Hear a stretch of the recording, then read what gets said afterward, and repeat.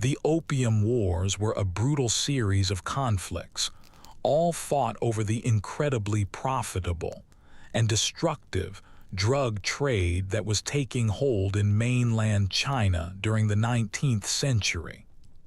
Even though they had far greater numbers, China found itself struggling against the technologically superior British, who were absolutely determined to protect their colonial interests. In the end, the Opium Wars would solidify European dominance in Asia by prying open a nation that was once considered untouchable. This is the story of what life was truly like during those turbulent times. Before we dive in, if you enjoy these stories, leaving a like and subscribing really helps me continue to create them. I'm always curious where you're all listening from, so feel free to drop your city and time in the comments below. It's always fascinating to read them and think, wow, people in New Zealand are really listening to history stories to fall asleep. In just a moment, we're heading back to 19th century China. But first, please get comfortable. Take a second to adjust whatever you need to, because you're not going to want to move an inch once we get started. The morning fog hangs heavy and thick over the Pearl River as you open your eyes in the cramped quarters of a British merchant ship, anchored just off the coast of Canton. The wooden planks of the vessel creak and groan beneath you with the gentle rocking of the water. Outside, the day has already begun, and you can hear the distinct shouts of Chinese sampan operators as they ferry goods and people to the shore. The year is 1830, and you are just one of Great Britain's many ambitious merchants, dreaming of making a fortune in the China trade. This is a far cry from your comfortable bed back home. Here, you sleep on a narrow, hard bunk in a small cabin that perpetually smells of mildew, salt, and the faint, sweet odor of opium that never seems to fully wash away. You get up and splash some water from a basin onto your face. The water is brackish and filmy, nothing like the clean glass you probably have sitting by your bedside right now.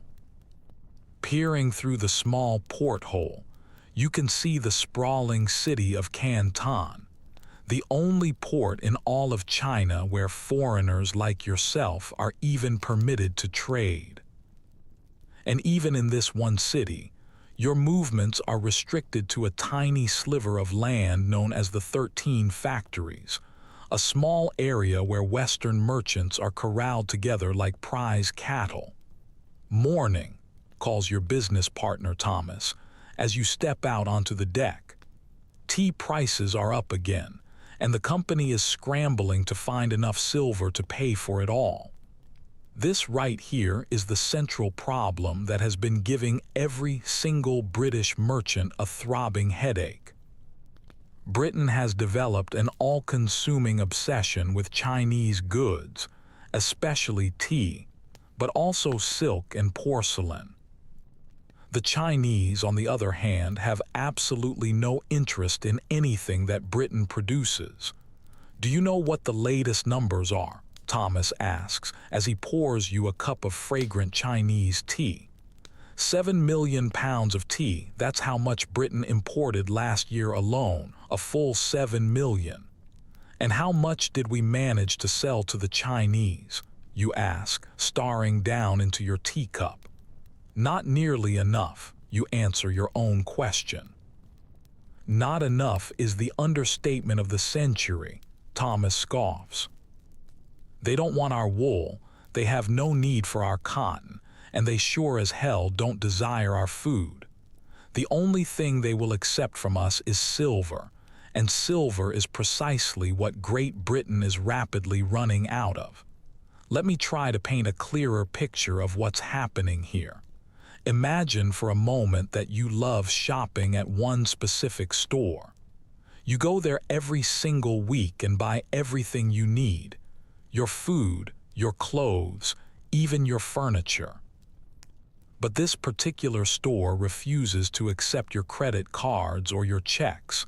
They only take pure gold coins. So week after week, you find yourself emptying your safe, handing over more and more of your precious gold coins. Eventually, you're going to run out of gold, aren't you? That's the exact problem Britain is facing with China, and it's getting worse with each passing year. In your own lifetime, you've watched as Britain has transformed into the most powerful nation on the face of the earth. The Industrial Revolution has choked British cities with factories and smoke, but it has also led to a growing middle class, and they all want the same thing: tea. The British East India Company has held a firm monopoly on this trade for years, but even they can't solve this fundamental mathematical problem. Britain simply wants more Chinese goods than China wants British goods. So, Thomas says, lowering his voice into a conspiratorial whisper, have you given any thought to the other option? You know immediately what he's talking about. Opium. Opium isn't a new substance in China. It has been used for medical purposes for centuries. However, the recreational smoking of opium is a relatively recent phenomenon, and it's spreading like a wildfire through the population. And quite conveniently for Britain, it controls India, where opium poppies grow in beautiful, vast fields. It's technically illegal, you know, you mutter, glancing around the deck nervously. Thomas just laughs. So is breathing Chinese air without the emperor's express permission. Look, everybody is doing it. We buy the opium in India, sell it to Chinese smugglers right here, and then we use that silver to buy the tea. The company gets its tea, Britain gets to keep its silver, and we make a tidy fortune in the middle of it all. He isn't wrong. Despite the Chinese emperor's official ban on opium all the way back in 1796, by the 1820s, the drug had become Britain's unofficial answer to its trade deficit, and it was working beautifully. The flow of silver was actually revering. Have you ever seen an opium den? Thomas asks. You shake your head no. Come on then, he says, already heading toward the ship's boat. For educational purposes only, of course. The journey to the shore in the small rowboat takes about 20 minutes.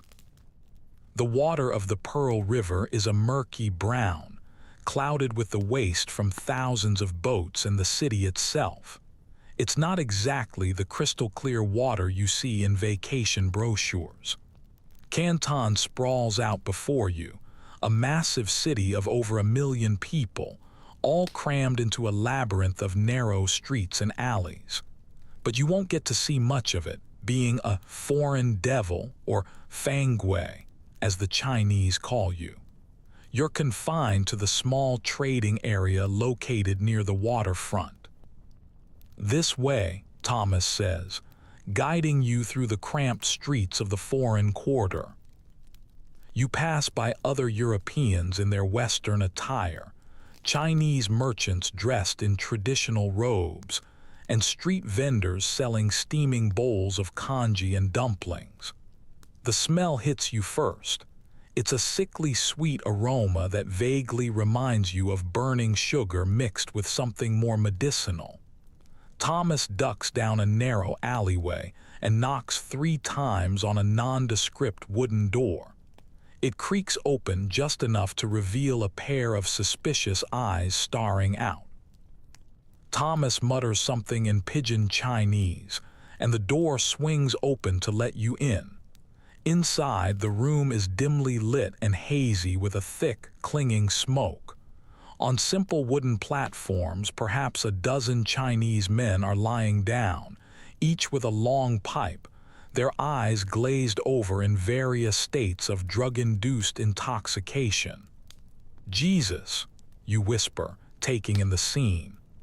"British entrepreneurship at its finest," Thomas says with a cynical smirk. "From India to China to Britain's teacups, the perfect triangle of trade. You are watching the real-time destruction of human lives. Some of these men look as if they haven't moved from their spots in days. Their skin is sallow and pale, their bodies rail-thin. They get addicted fast," Thomas explains, his tone as casual as if he were discussing the weather. "Once they start, they need more and more of it. It's good for business, obviously." "How much is coming in now?" you ask. "About 4,500 chests per year. Each one of those chests holds around 140 pounds of opium. You do the math. That's over 600,000 pounds of opium pouring into China every single year, and the number is only growing. The Chinese government is trying to stop it," Thomas continues as you both leave the den, the sweet smoke clinging stubbornly to your clothes. "But their own officials are getting rich off the bribes. It's pretty hard to stop something when the very people enforcing the ban are taking payoffs to look the other way." Back in the foreign quarter, you pass by the offices of Jardine Matheson and Co., one of the largest and most powerful British trading firms. They've built an absolute fortune on the opium trade. Their ships sail from India, laden with the drug, which they then transfer to smaller, faster vessels just outside of Chinese waters. From there, Chinese smugglers bring it ashore under the cover of darkness. "The emperor can ban it all he wants," Thomas says. "But as long as Chinese people want to smoke it and Chinese officials want bribes to ignore it, the trade will continue, simple as that." You stop at a tea house where several British merchants are gathered around a table, arguing heatedly. "The company's monopoly is ending next year," one of them says. "Parliament is opening the China trade up to everyone." "About bloody time," another merchant replies. "The East India Company has had its chance. Let the rest of us have a go at it." This is significant news.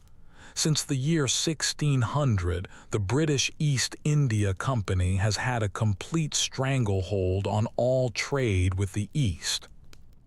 Its monopoly made it, in effect, a state within a state, with its own private army and its own territories. But times are changing. The idea of free trade is gaining momentum back in Britain, and monopolies are quickly falling out of favor. What none of you realize just yet is how this change is about to accelerate events dramatically.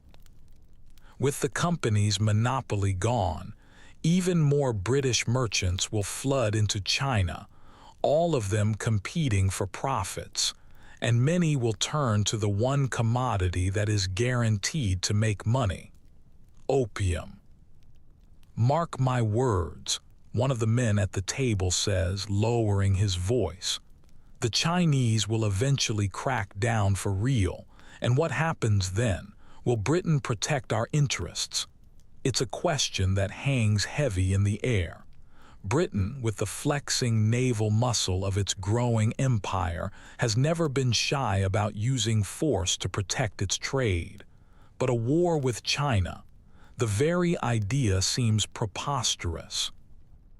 China is ancient, vast, and incredibly populous, the Celestial Empire, as they call themselves, viewing their emperor as the ruler of all under heaven. They won't touch us," Thomas says with confidence. "They need our trade far too much."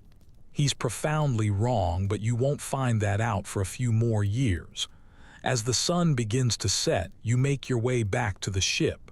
From the deck, Canton glows with the soft light of countless lanterns. It's beautiful in its own way, this ancient city on the edge of an empire that truly considers itself the center of the entire world. What you're witnessing, though you don't fully grasp it yet, is the collision of two completely different worlds. On one side is China, ancient, proud, and self-sufficient, but also increasingly corrupt and stagnant. On the other side is Britain, industrializing, expansionist, hungry for new markets, and absolutely convinced of its own inherent superiority. And bridging these two worlds is opium, a drug that is slowly poisoning one society while simultaneously enriching the other. You sleep uneasily that night, the sweet, cloying smell of the opium den still lingering in your nostrils. In your dreams, you see those glazed, vacant eyes staring back at you, silently asking what right you have to profit from their slow and certain destruction. But business is business, and by the clear light of the next morning, such moral concerns seem distant and rather impractical. Over the next several years, you watch the trade grow exponentially.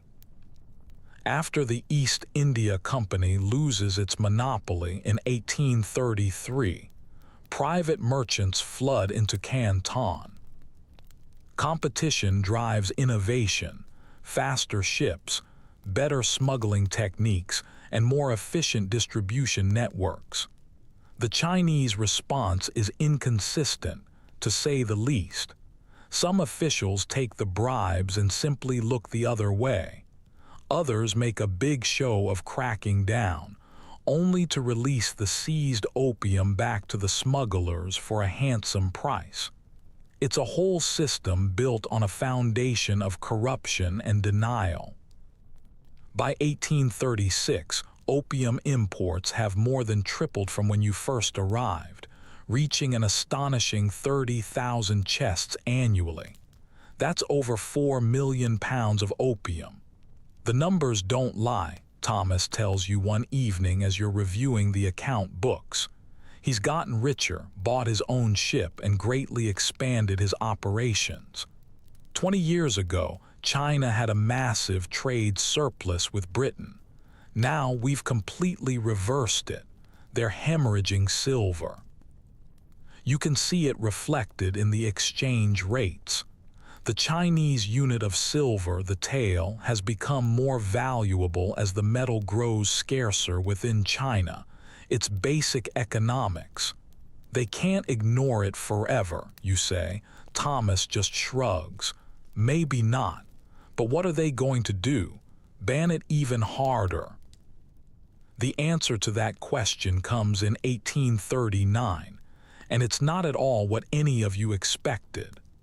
The Daeguang Emperor, growing increasingly alarmed by the rapid spread of opium addiction and the massive drain of silver from his country's coffers, finally decides that enough is enough. He appoints a special imperial commissioner named Lin Zexu with a single, clear mission: end the opium trade once and for all. Commissioner Lin arrives in Canton in March of 1839, and it's immediately clear that he is not playing around. This Lin fellow means business, Thomas says, bursting into your quarters one morning. He's already arrested over 1,700 Chinese dealers and even made the local magistrate hand over his own son for punishment. Lin doesn't stop with the Chinese dealers, though.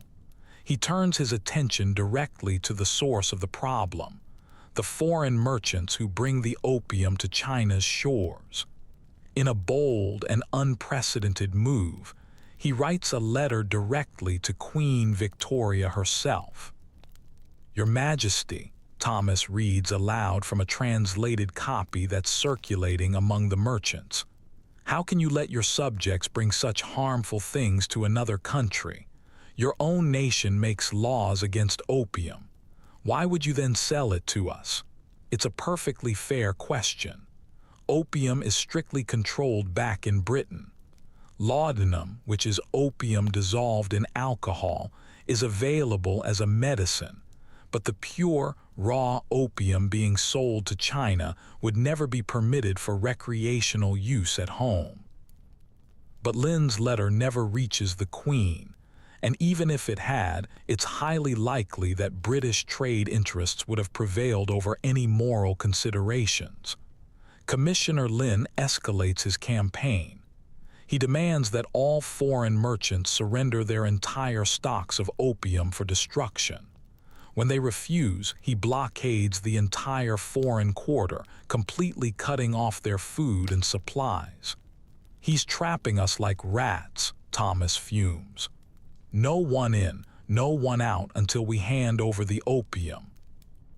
The British Superintendent of Trade, Charles Elliot, finds himself in an utterly impossible position. He orders the merchants to surrender their opium, but he also promises them that they'll be fully compensated by the British government. Reluctantly, they all comply. Over the next few weeks, you watch from your ship as thousands upon thousands of chests of opium are surrendered to Lin's forces. The value is simply staggering. Millions of pounds sterling worth of opium, the product of countless acres of Indian poppy fields and years of illicit trade. Lin's men take the confiscated opium to a beach just outside of Canton. There, they dig enormous trenches, fill them with the drug, add salt and lime, and then flush the entire mixture out to sea with water from a nearby creek. It takes weeks to destroy it all. 20,000 chests, Thomas says quietly as you both watch from a distance. Over 2 million pounds of opium just gone. The destruction of the opium should have been the end of the matter. Lin had successfully eliminated the immediate supply and sent a very clear message to the foreign traders. But there's a problem. The British merchants, yourself included, still want to be paid for that confiscated opium, and not by the British government but by the Chinese. It was their government that took our property, as one merchant puts it. They should be the ones to pay for it. Commissioner Lin, however, sees things very differently.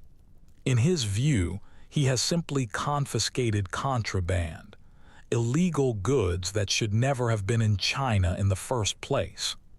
The very notion that China should pay compensation for destroying an illegal drug that was being smuggled into their country seems utterly absurd to him. This impasse might have remained a simple commercial dispute, but events are about to push it toward war. One hot night in July of 1839, a group of drunken British and American sailors row ashore to a village just outside Canton. An argument breaks out with the local villagers, and in the ensuing scuffle, a Chinese man named Lin Weixi is killed. Commissioner Lin demands that the sailors be handed over to be tried under Chinese law, which could very well mean execution. "They'll behead them all," Thomas exclaims when the news spreads like wildfire through the merchant community. The British, of course, refuse to hand over their citizens to the Chinese legal system. Instead, the sailors are tried in a British court, and they receive what the Chinese view as a laughably light sentence for their crime. Lin, absolutely furious at this blatant defiance, takes drastic action. He orders all Chinese servants to leave the foreign quarter and forbids the sale of any food to the British. "He's trying to starve us out," Thomas says grimly, "forcing our hand." With tensions escalating on a daily basis, British ships fire on Chinese war junks in what will later be called the Battle of Kowloon. This marks the first military engagement of what is about to become the First Opium War. You stand on the deck of your ship, watching the smoke rise from the battle in the distance. This trade dispute over a drug has just morphed into something much, much larger. It has become a clash between empires with vastly different worldviews and profoundly different power dynamics.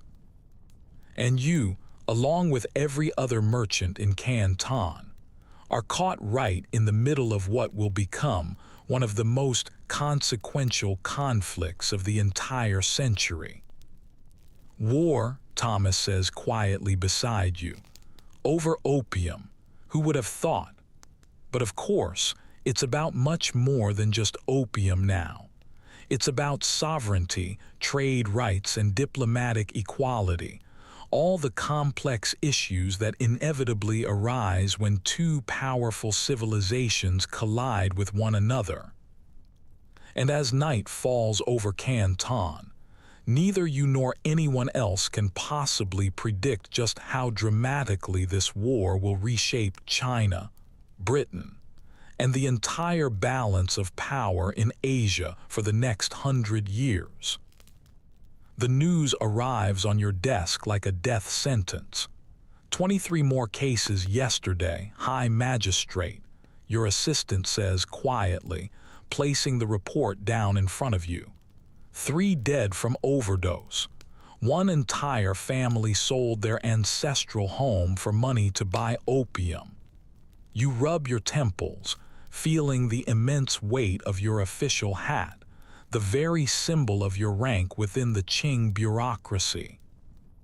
Outside your window, Canton continues its daily business in the pale morning light, the same city you have sworn an oath to protect as a regional magistrate.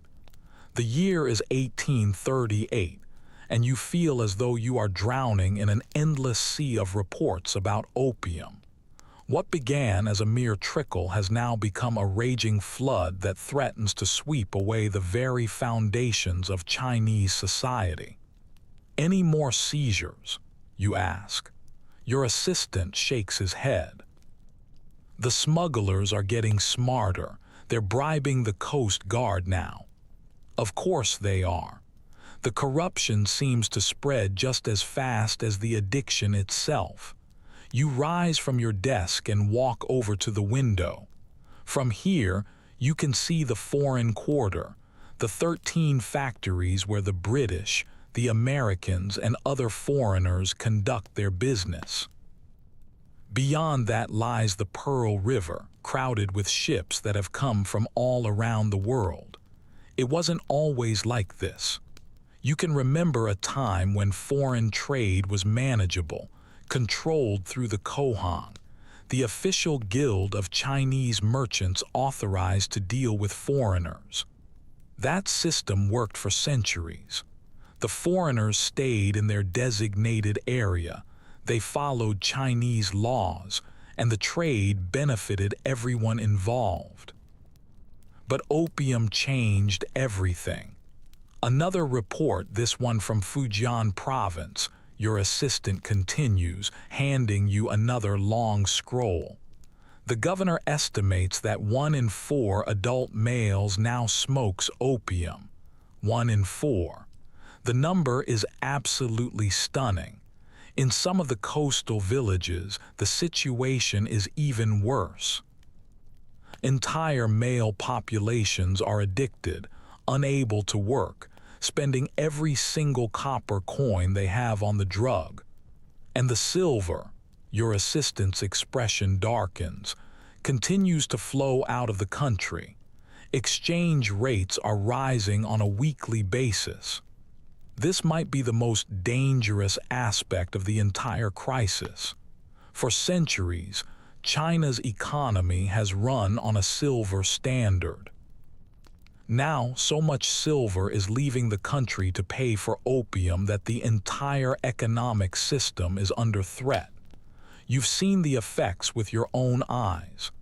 Just last week, You visited a village where the farmers couldn't afford to buy seed for the next planting season because the price in silver had risen so dramatically. If this continues, famine is not far behind. The emperor is aware of this, you ask. Very. There are rumors he is appointing a special commissioner to handle it. You've heard these rumors, too. Emperor Daeguang is known to be deeply troubled by the opium crisis. Unlike some of his predecessors, who lived in a state of blissful isolation within the Forbidden City, Daeguang seems to understand the existential threat that opium poses to his empire. Later that day, you attend a meeting of local officials at the governor's compound. The mood in the room is grim. One after another, officials stand and report on the spread of opium addiction within their districts. "My Coast Guard seized 3 small boats last week," says a maritime official. "They were carrying over 200 pounds of opium bound for inland distribution." "That's nothing," scoffs another official. "For every single boat you manage to catch, 20 more slip right through." An older official speaks up then. "In my 50 years of service, I have never seen a threat like this. The barbarians are waging war on us without ever firing a single shot." There is a murmur of agreement around the table. You notice some officials shifting uncomfortably in their seats, the very ones you suspect are taking bribes from the smugglers. "What do we do?" someone finally asks. "We've banned it repeatedly. The emperor's decrees mean nothing if we cannot properly enforce them." The governor, a thin man with a wispy beard, looks around the table at his officials. "I have received word from Beijing that the emperor is indeed appointing a special commissioner, one with extraordinary powers. Lin Zexu, the viceroy of Huguang." A ripple of surprise runs through the room. Lin Zexu is known throughout the entire bureaucracy as a man who is incorruptible, intelligent, and incredibly effective, a true Confucian scholar official of the old school. "When does he arrive?" you ask. "In the spring," the governor replies, "and he comes with the emperor's full and complete authority." As the meeting disperses, an older colleague pulls you aside. "You've been to the foreign quarter, haven't you? You can speak their devil language." You nod cautiously. Unlike most officials, you've made it a point to learn some English and to try to understand how these foreigners think. "Lin will need men who understand the barbarians," he says. "Be ready." The months pass, and the situation only gets worse. The streets of Canton now feature a new and haunting sight: opium addicts in the final stages of their affliction. Their bodies are wasted away, skin just hanging from their bones, their eyes hollow and filled with desperation. You remember one man in particular, a scholar who once wrote beautiful poetry. Now he lies in an alley, pipe in hand, his talented fingers stained a sickly yellow, his mind completely lost in opium-fueled dreams. For him, the Middle Kingdom has already fallen. Spring arrives with the blooming of peach blossoms and a flurry of new activity. Commissioner Lin enters Canton with all the ceremony befitting his high rank: drums, banners, and a long procession of guards and officials that stretches for half a mile. You are summoned to his temporary residence the very next day. Lin Zexu is not at all what you expected.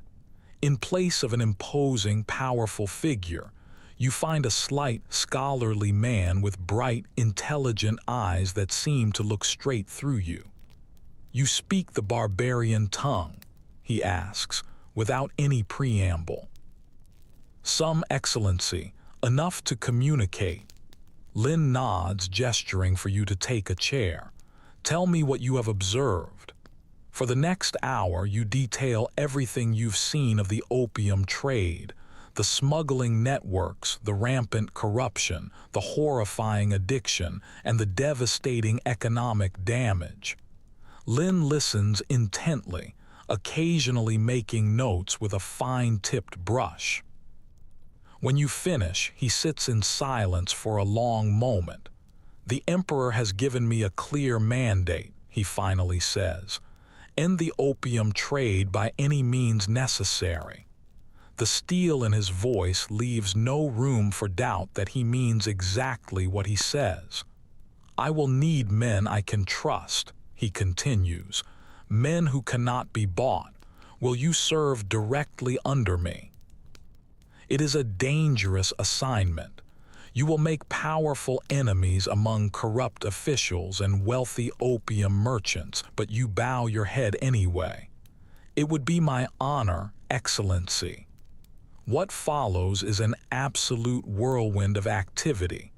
Lin moves with astonishing speed and a fierce determination. Within days, he has arrested prominent Chinese opium dealers. Some are executed publicly as a stark warning to others. Some are sent into exile in the harsh western frontier. But Lin knows that the true source of the problem lies with the foreign merchants who bring the opium to China's shores in the first place. He summons the Hong merchants, the Chinese middlemen who deal directly with the foreigners. "You will deliver this command to every foreign factory," he tells them. "They are to surrender all opium in their possession within 3 days. Furthermore, they must sign bonds promising never to bring opium to China again on penalty of death." The Hong merchants blanch. "Excellency, they will refuse. Then they will face the consequences."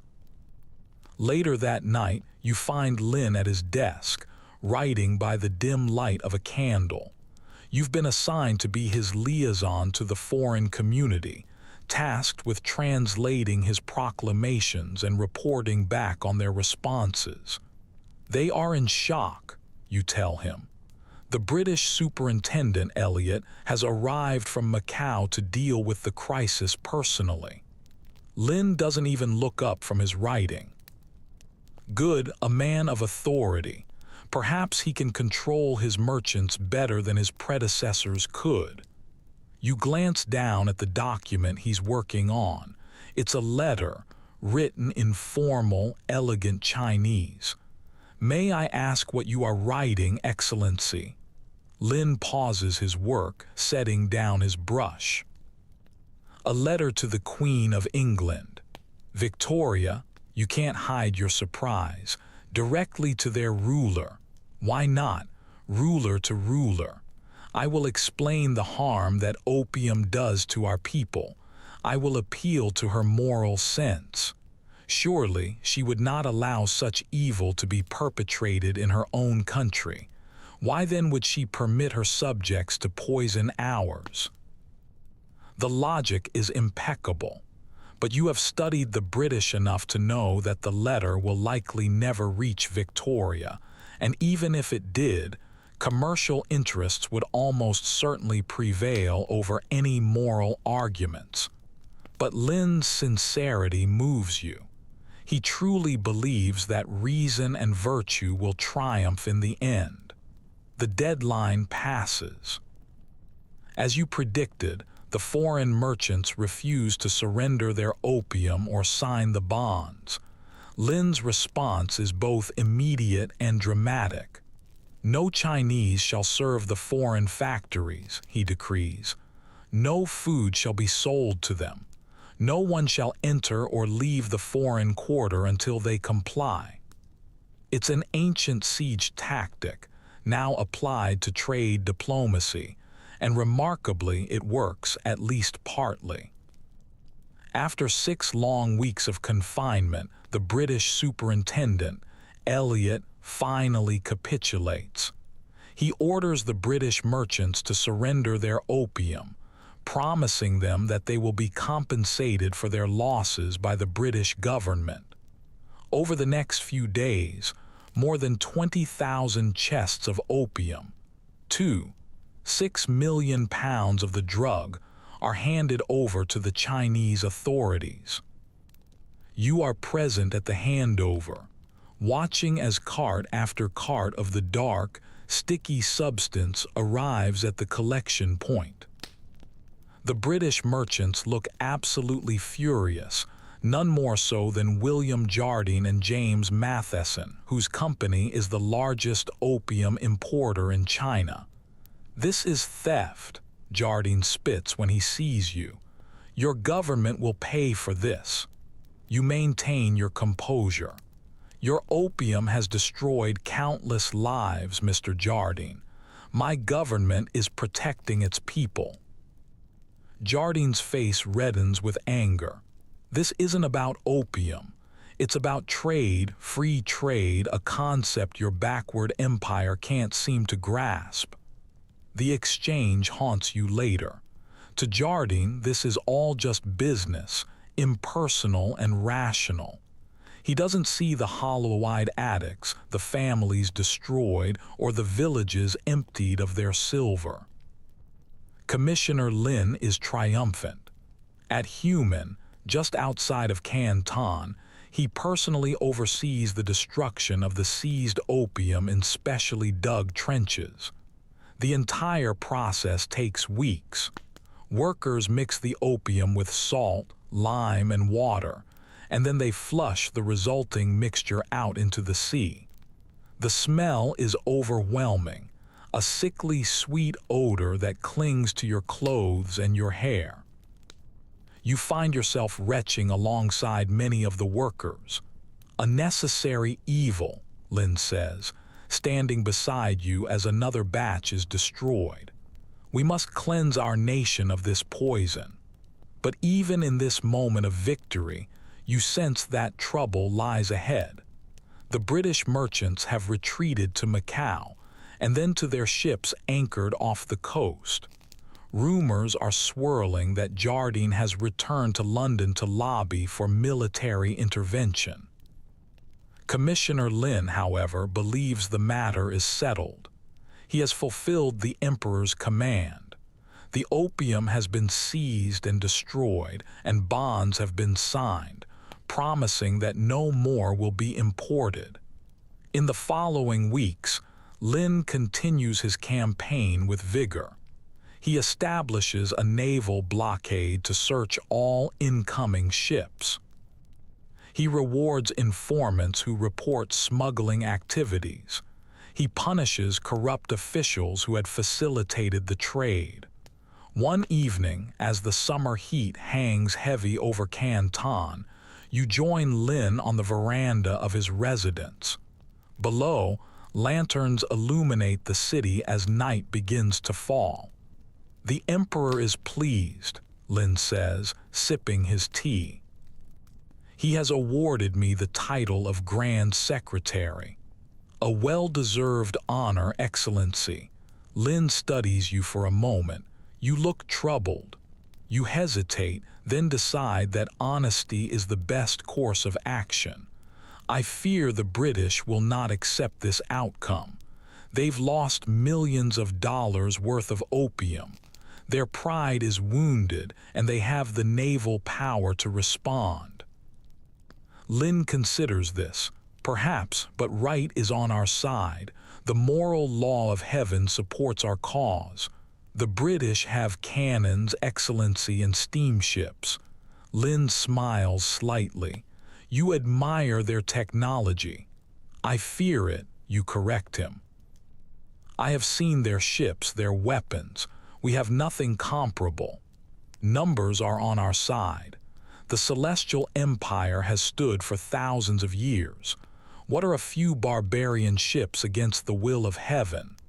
You wish you could share his confidence, but you've studied British military campaigns in India, Burma, and elsewhere. They may be few in number, but their technological advantage is overwhelming. Later that week, news arrives of an incident that will change everything. Some drunken British and American sailors have killed a Chinese villager named Lin Weixi during a brawl. Commissioner Lin demands that the foreigners be handed over for trial under Chinese law. The British refuse, trying the sailors in their own court and imposing laughably light sentences. Lin is furious. They kill one of our people and then claim the right to judge the crime themselves. This cannot stand. He escalates the situation again, ordering all Chinese servants to leave the foreign quarter and forbidding any food sales to the British. It proves to be a miscalculation. The British ships, now anchored at Hong Kong, respond by attacking Chinese junks in what becomes known as the Battle of Kowloon. The first shots of the Opium War have been fired. That night, as reports of the skirmish reach Canton, you find Lin again at his desk, writing by the dim light of a candle. He looks older suddenly, the weight of events pressing down on his shoulders. "What are you writing, Excellency?" "A report to the Emperor. I have requested reinforcements for the coastal defenses." You nod, knowing that it won't be enough, not against British warships. But Lin, for all his wisdom, doesn't seem to understand the true nature of the threat. Few in the imperial court do. China has been the center of its own world for so long that it cannot imagine being truly threatened by a small island nation from the other side of the globe. The British Parliament is discussing war, you tell him, reporting what you've heard from your sources. Jardine is pushing for a military expedition. Lin sets down his brush. For the first time since you've known him, he looks uncertain. "Why? We have acted according to our own laws. Opium is banned. We seized contraband. What nation would go to war over the right to poison another?" It's a reasonable question, but reason has little to do with what is coming. In the months that follow, tension builds all along the coast. Small skirmishes break out between Chinese junks and British ships. In Canton, the foreign factories remain empty, and trade is at a complete standstill. You continue to serve under Lin, but increasingly you are sending reports rather than receiving instructions. He has been recalled to Beijing to explain the deteriorating situation to the emperor. Before he leaves, he calls you to his residence one last time. "I failed to understand them," he says quietly. "The barbarians. Their ways are more alien than I knew."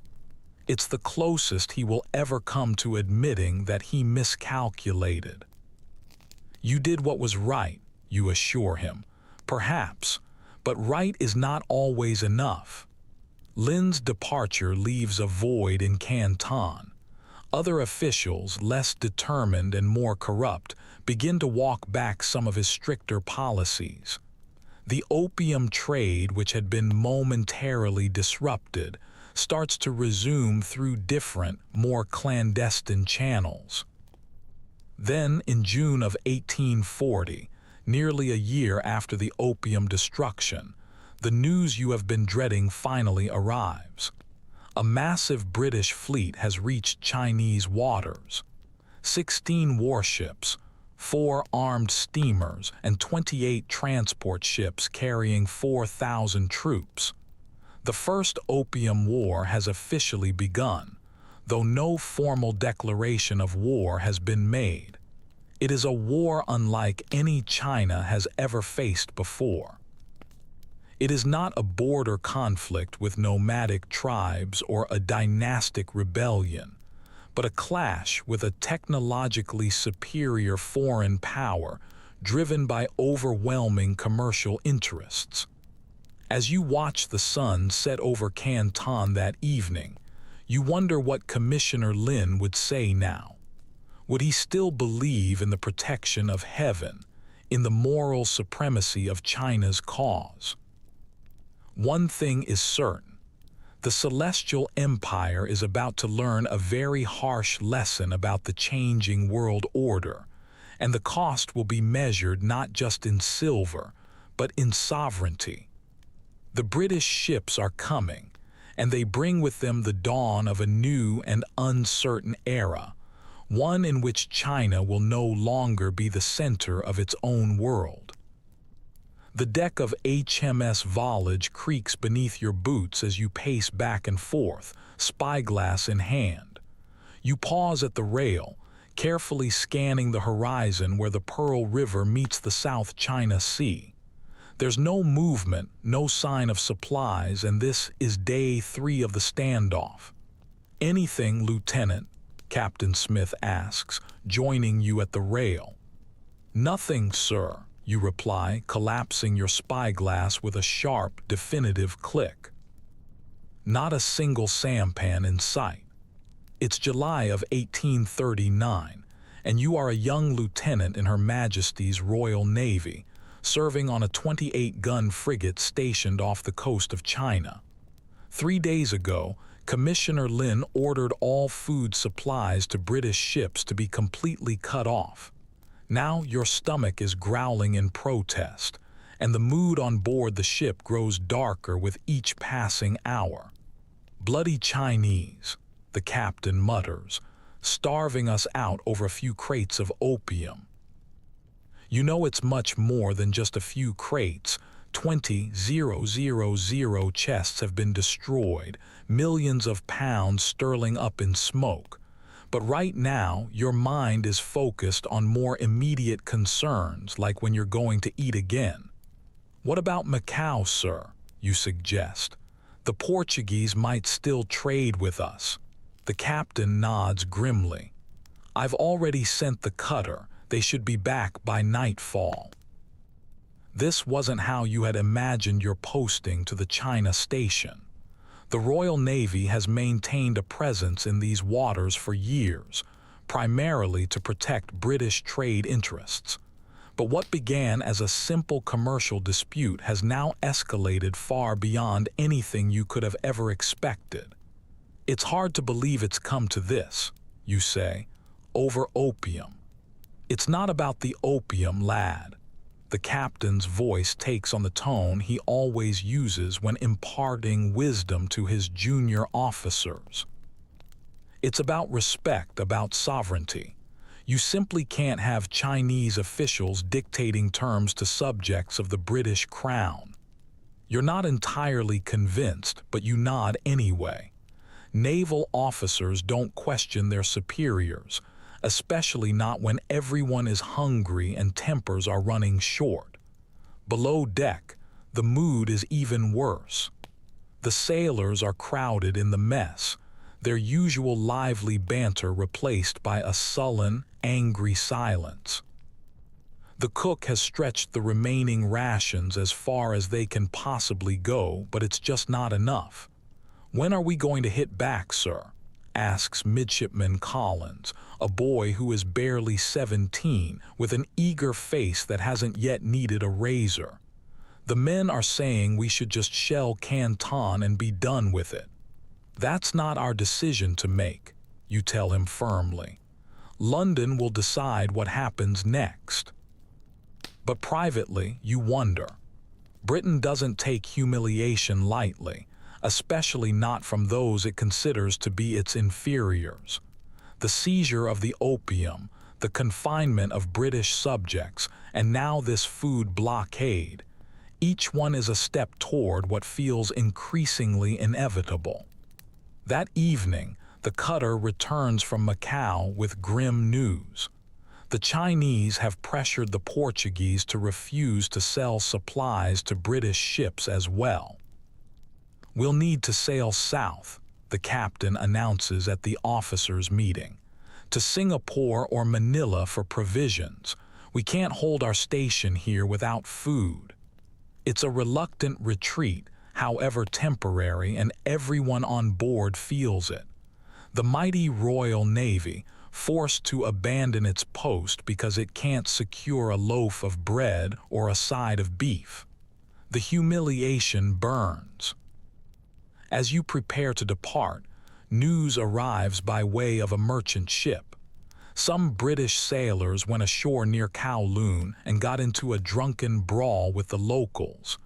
A Chinese man named Lin Weixi was killed.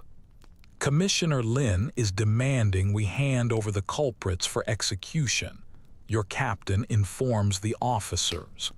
Superintendent Elliot has refused, of course, says they'll be tried under British law. And will they be? Asks the ship's surgeon, a cynical Scotsman with very little patience for diplomatic niceties. The captain's expression tells you everything you need to know. The sailors will receive token punishments at most.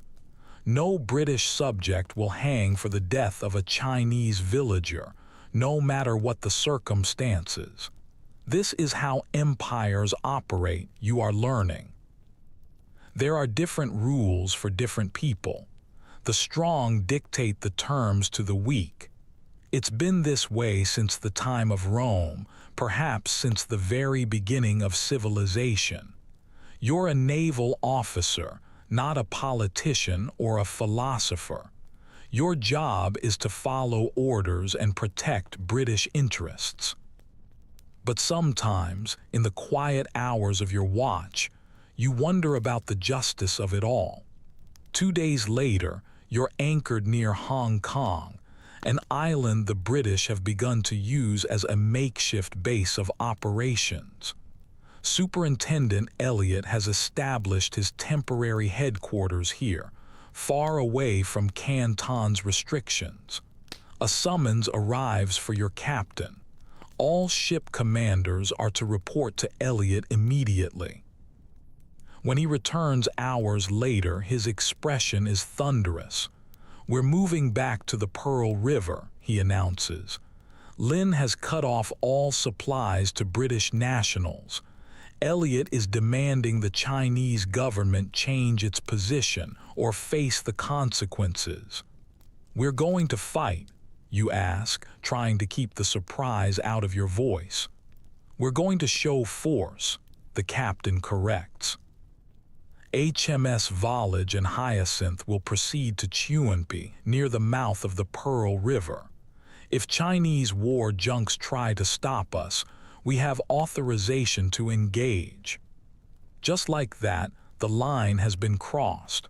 What was a trade dispute, then a diplomatic crisis, now verges on full-blown military conflict.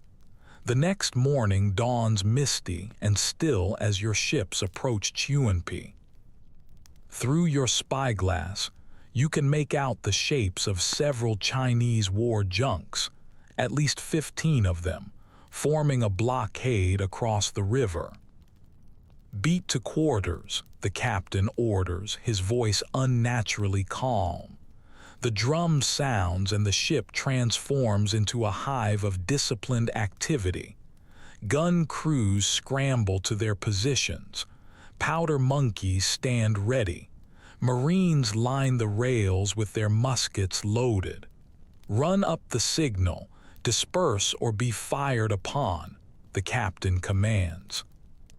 Flags rise up the mast, a splash of color against the gray sky. On the Chinese junks you can see activity but no movement away from their position. "They're not budging, sir," you report. "Very well," the captain takes a deep breath. "Fire a warning shot across their bow." The forward gun roars to life, sending a cannonball splashing into the water just ahead of the lead junk. The sound echoes across the water, hanging in the air like a question. The answer comes just minutes later, a puff of smoke from the Chinese flagship and then the distant boom of a cannon. Their shot falls well short of its target, sending up a plume of water about halfway between your vessels. "So that's how it is," the captain says quietly. Then louder, "Target the lead vessel. Fire as you bear." The gun crews leap into action. The ship's side erupts in a terrifying blast of flame and smoke as the cannons discharge in sequence. Through the haze, you can see several shots strike the lead junk. Wood splinters fly through the air. Men dive overboard into the murky water. What happens next unfolds with a kind of surreal clarity. The Chinese ships advance, firing their cannons with much more enthusiasm than accuracy. Your ships respond with disciplined, coordinated broadsides. The difference in firepower and training is immediately and starkly apparent. Within 30 minutes, 4 of the Chinese junks are sinking, and 3 more are heavily damaged. The remainder of their fleet scatters, retreating up the river in complete disarray. Not a single British sailor is killed, though 2 suffer minor wounds from flying splinters. It's not a battle so much as a slaughter. The Chinese vessels, while numerous, are hopelessly outclassed by European naval technology and tactics. Their wooden junks, with their minimal cannon, might as well be from another century compared to your modern ship. "Cease fire," the captain orders as the last Chinese ship disappears around a bend in the river. Make an account of ammunition expended and damage sustained. You go about your duties mechanically, still processing what you have just witnessed. It was your first naval engagement, your first time seeing men die in combat. It should feel momentous, but instead it just feels hollow, like swatting flies. "Not much of a fight, was it?" Midshipman Collins says, appearing at your side. His earlier eagerness has been replaced by something more somber. "No," you agree, "not much of a fight at all." This minor skirmish, what will later be called the Battle of Chewinpie or Kowloon, is hardly worthy of the name, but you sense its immense significance. It was the first exchange of fire between British and Chinese forces, a line crossed that can never be uncrossed. That evening you write in your journal trying to make sense of the day's events. You've been in the Navy since you were 12, raised on glorious stories of Nelson and Trafalgar. You joined to fight the enemies of Britain, to protect commerce and to expand the empire. But this doesn't feel like those glorious tales. "Lieutenant," the captain's steward interrupts your writing. The captain requests your presence in his cabin. You find Captain Smith studying his charts, a glass of port at his elbow. He looks up as you enter. "Ah, there you are, take a seat." He pushes the decanter of port toward you. "Thoughts on today?" You choose your words carefully. "We demonstrated our superiority, sir, but I doubt it will change their position." "Precisely," he taps the chart. "This was just the beginning. Superintendent Elliot has dispatched messengers to India. Governor-General Auckland will send reinforcements. We're preparing for war then." The captain shrugs. "London hasn't declared anything yet, but yes, that is where this is all headed. The Chinese need to learn they can't treat British subjects this way." Over the next few months, a strange kind of limbo descends. Most British merchants retreat to Macau or Manila. Trade grinds to a complete halt. Occasional skirmishes break out between Chinese forces and British ships, but there are no major engagements.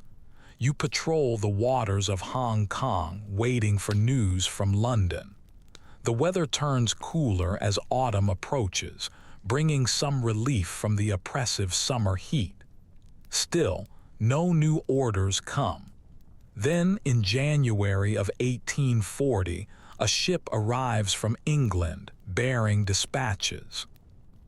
You are present in Superintendent Elliott's makeshift office when the captain brings them in. Parliament has decided, Elliott announces after reading through the papers. They have approved military action against China. No one seems surprised. The debate had been fierce back in London, with some members of Parliament arguing against the war. They questioned the morality of fighting to protect an illegal drug trade. But in the end, commercial interests prevailed, bolstered by a strong sense of national pride. What forces can we expect? Your captain asks. 16 warships, 4 armed steamers, 28 transports, Elliott reads. 4,000 troops initially. They will depart from India within weeks. It is a substantial force, especially for a conflict being fought half a world away from Britain. The Chinese, with their antiquated junks and limited cannon, won't stand a chance. In the following weeks, British newspapers arrive carrying reports of the parliamentary debates. You read them with great interest, noting how the narrative has been carefully shifted. The opium, the actual cause of the conflict, is now rarely mentioned. Instead, the focus is on Chinese insults to British dignity, the confinement of British subjects, and the uncivilized behavior of Commissioner Lin. Some papers publish lurid stories of Chinese cruelty toward foreigners, many of which are exaggerated or entirely fabricated. Political cartoons depict Chinese officials as backward, ignorant barbarians. Public opinion, which was initially divided, now swings firmly behind military action.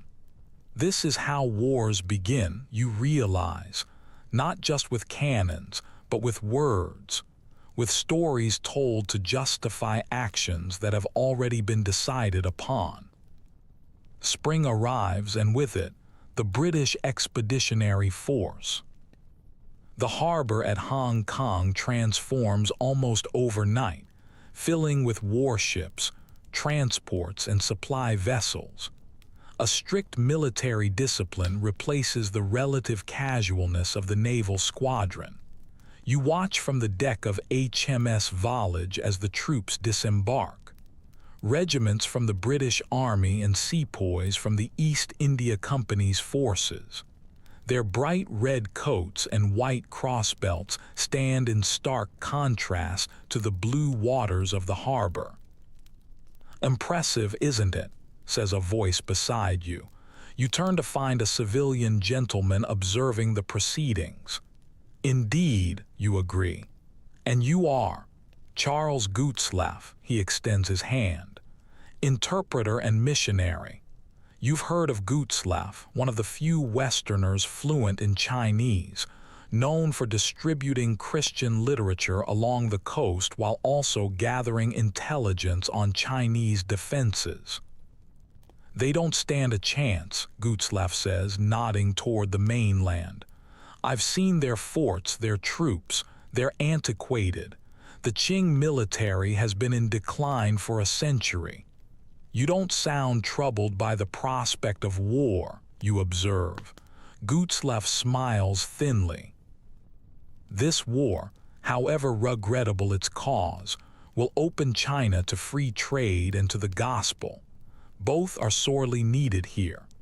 It's a common sentiment among the foreigners in China that forcing the country open is ultimately for China's own good, that free trade and Christianity will somehow civilize this ancient empire.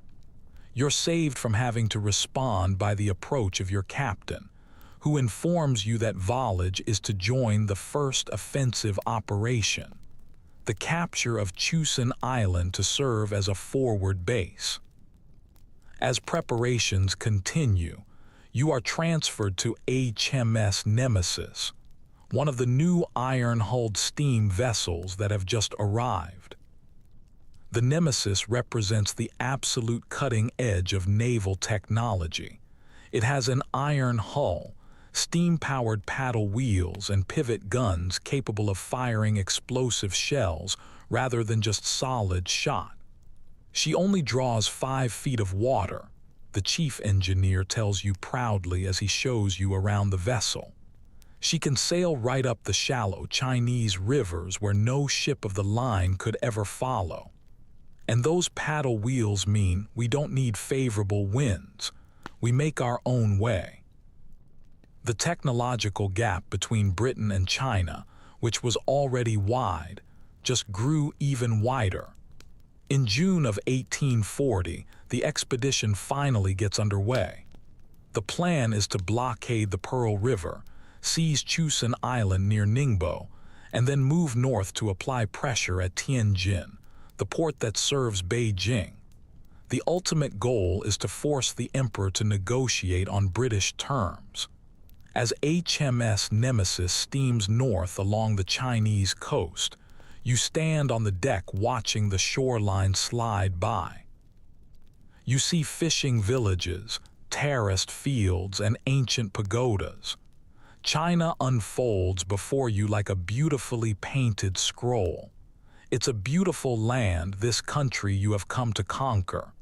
You think of the Chinese war junks sinking at Chuanpi, the sailors swimming desperately for the shore.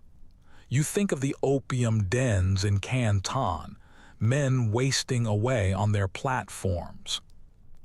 You think of the British merchants counting their profits back in Hong Kong. Having second thoughts, Lieutenant?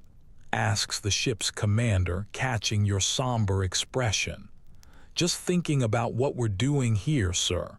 He nods, understanding your meaning. Look at it this way. The sooner we show our strength, the sooner they'll come to terms. There will be less bloodshed in the long run. It's a comforting rationalization, and perhaps it's even true. But as the steam engines throb beneath your feet, propelling you inexorably north toward war, you can't help but wonder what will be unleashed once the full might of the British Empire is brought to bear on the Celestial Kingdom. The technological disparity isn't just a military advantage. It's a chasm between two worlds. Two civilizations, each utterly convinced of its own superiority, are about to collide. And when they do, the world will never be the same. As night falls, you watch the coast disappear into the darkness. Somewhere out there, Chinese forces are preparing their defenses, completely unaware of just how outmatched they truly are. The First Opium War is about to begin in earnest, and you are sailing straight into the heart of it. The walls of Dinghai Fortress have stood for centuries. You've served as a garrison officer here for 12 long years, watching the traders come and go from the harbor below.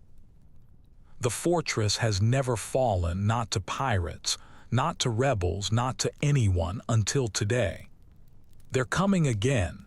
Your lieutenant points toward the harbor where the British warships are positioning themselves. Black smoke is billowing from the strange vessels that move without sails. It's July 5th, 1840, and you are a commander in the Qing military, responsible for defending Dinghai, the main port of Chusan Island. Yesterday, the British fleet appeared on the horizon, more ships than you have ever seen in one place at one time. This morning they sent an envoy demanding your surrender. You refused, of course. The emperor would accept nothing less. How many cannon do we have operational? You ask, surveying the walls.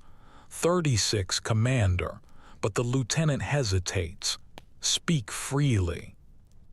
They won't reach. I watched them yesterday. Their ships can fire from far beyond our range. You've noticed this, too. The foreigners' vessels can strike your walls while staying safely in deep water, completely untouchable by your own cannon. It feels like fighting an opponent who has a spear when you only have a knife. Ready the men anyway, you order, and send riders to the villages. All civilians should retreat inland immediately. As your lieutenant hurries off, you walk along the ramparts, checking the ancient cannon. Most of them are iron, cast centuries ago. Some are bronze, ornately decorated with dragons and imperial symbols. All of them are mounted on wooden carriages that haven't been properly maintained in decades. The gunpowder is old too, stored improperly and likely degraded by moisture. You've requested replacements for years, but the imperial bureaucracy moves at a glacial pace, and coastal defenses haven't been a priority. The Qing Empire hasn't faced a serious naval threat in generations, until now. From the highest point of the fortress, you watch the British ships maneuver with a chilling precision. Their discipline is impressive. Each vessel seems to know its place, its specific role in the attack. You have studied military texts all your life, the strategies of ancient generals, but nothing has prepared you for this. A lookout comes running up, breathless. The strange ship, the one that moves without sails, it's approaching the harbor. You raise your spyglass. The ship in question is unlike anything you have ever seen before. It has no billowing sails, just two large wheels on either side, churning the water and propelling it forward regardless of the wind or the tide. Smoke pours from a tall stack amidships. The hull isn't made of wood, but some kind of dark material, iron, you've heard. What is its name? You ask the soldier. The locals who trade with the foreigners call it Nemesis. A fitting name for what is about to come. Before you can issue new orders, a flash erupts from the side of the Nemesis. Seconds later, something strikes the wall near you with a terrible crash. It's not a solid cannonball, but something that explodes on impact, sending deadly fragments of shrapnel in all directions. Men scream and stone crumbles around you. Take cover, you shout, but it's too late for some.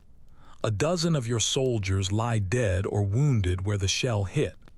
Another flash from the ship, then another explosion, this time striking an ammunition cache. The secondary explosion is catastrophic, collapsing an entire section of the wall and killing scores of men instantly. Your cannon finally open fire, but just as you predicted, the balls fall short, splashing harmlessly into the harbor waters. The range is simply too great. For the next 2 hours, hell rains down on Dinghai Fortress. The British ships methodically reduce your defenses to absolute rubble.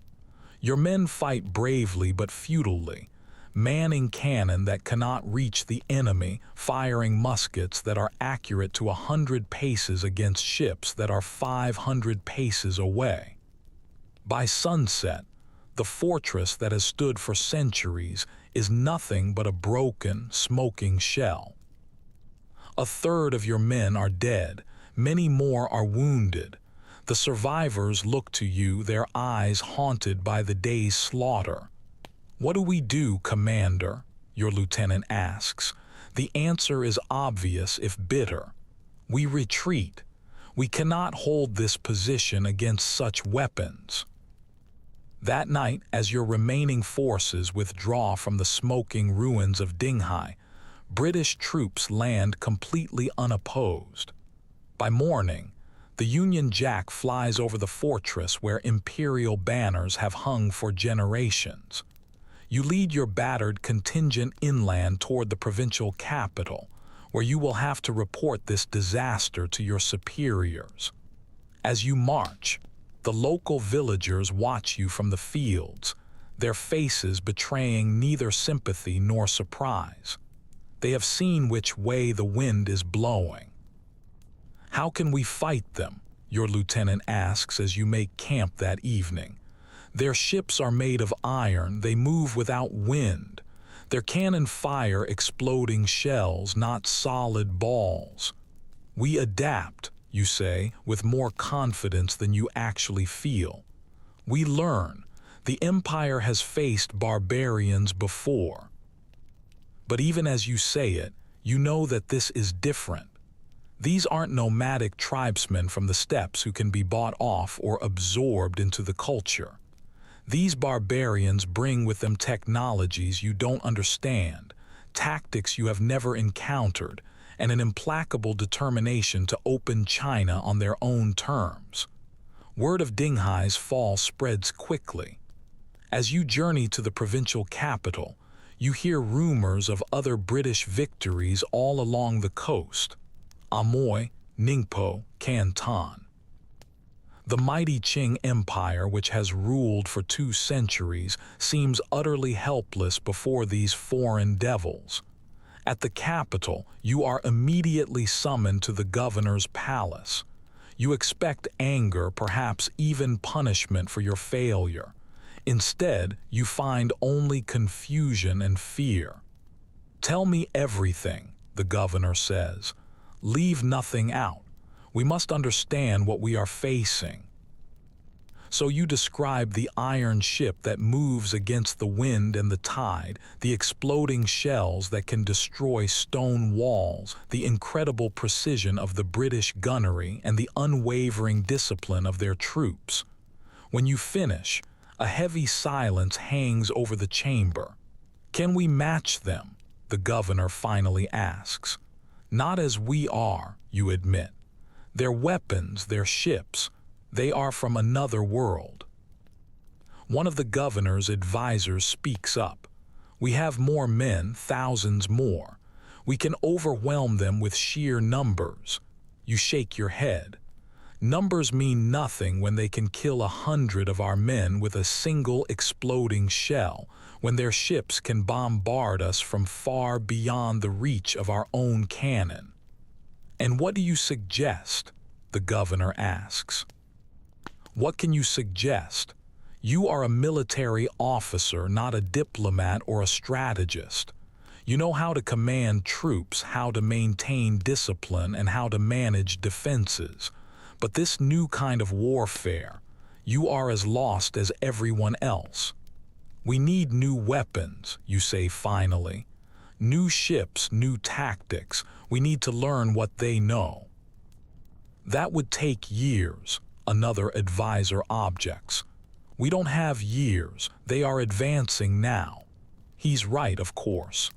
The British aren't going to politely wait while China modernizes its military. They are here, they are winning, and they want concessions. The governor dismisses the meeting without having made any decisions. As you leave, he asks you to remain behind. "Speak freely," he says when you are alone. "What would you do in my position?" You consider the question carefully. "Negotiate," you say finally. "Buy time, learn from them. Then when we are stronger, we can reconsider our position." He nods slowly. A bitter medicine, but perhaps a necessary one.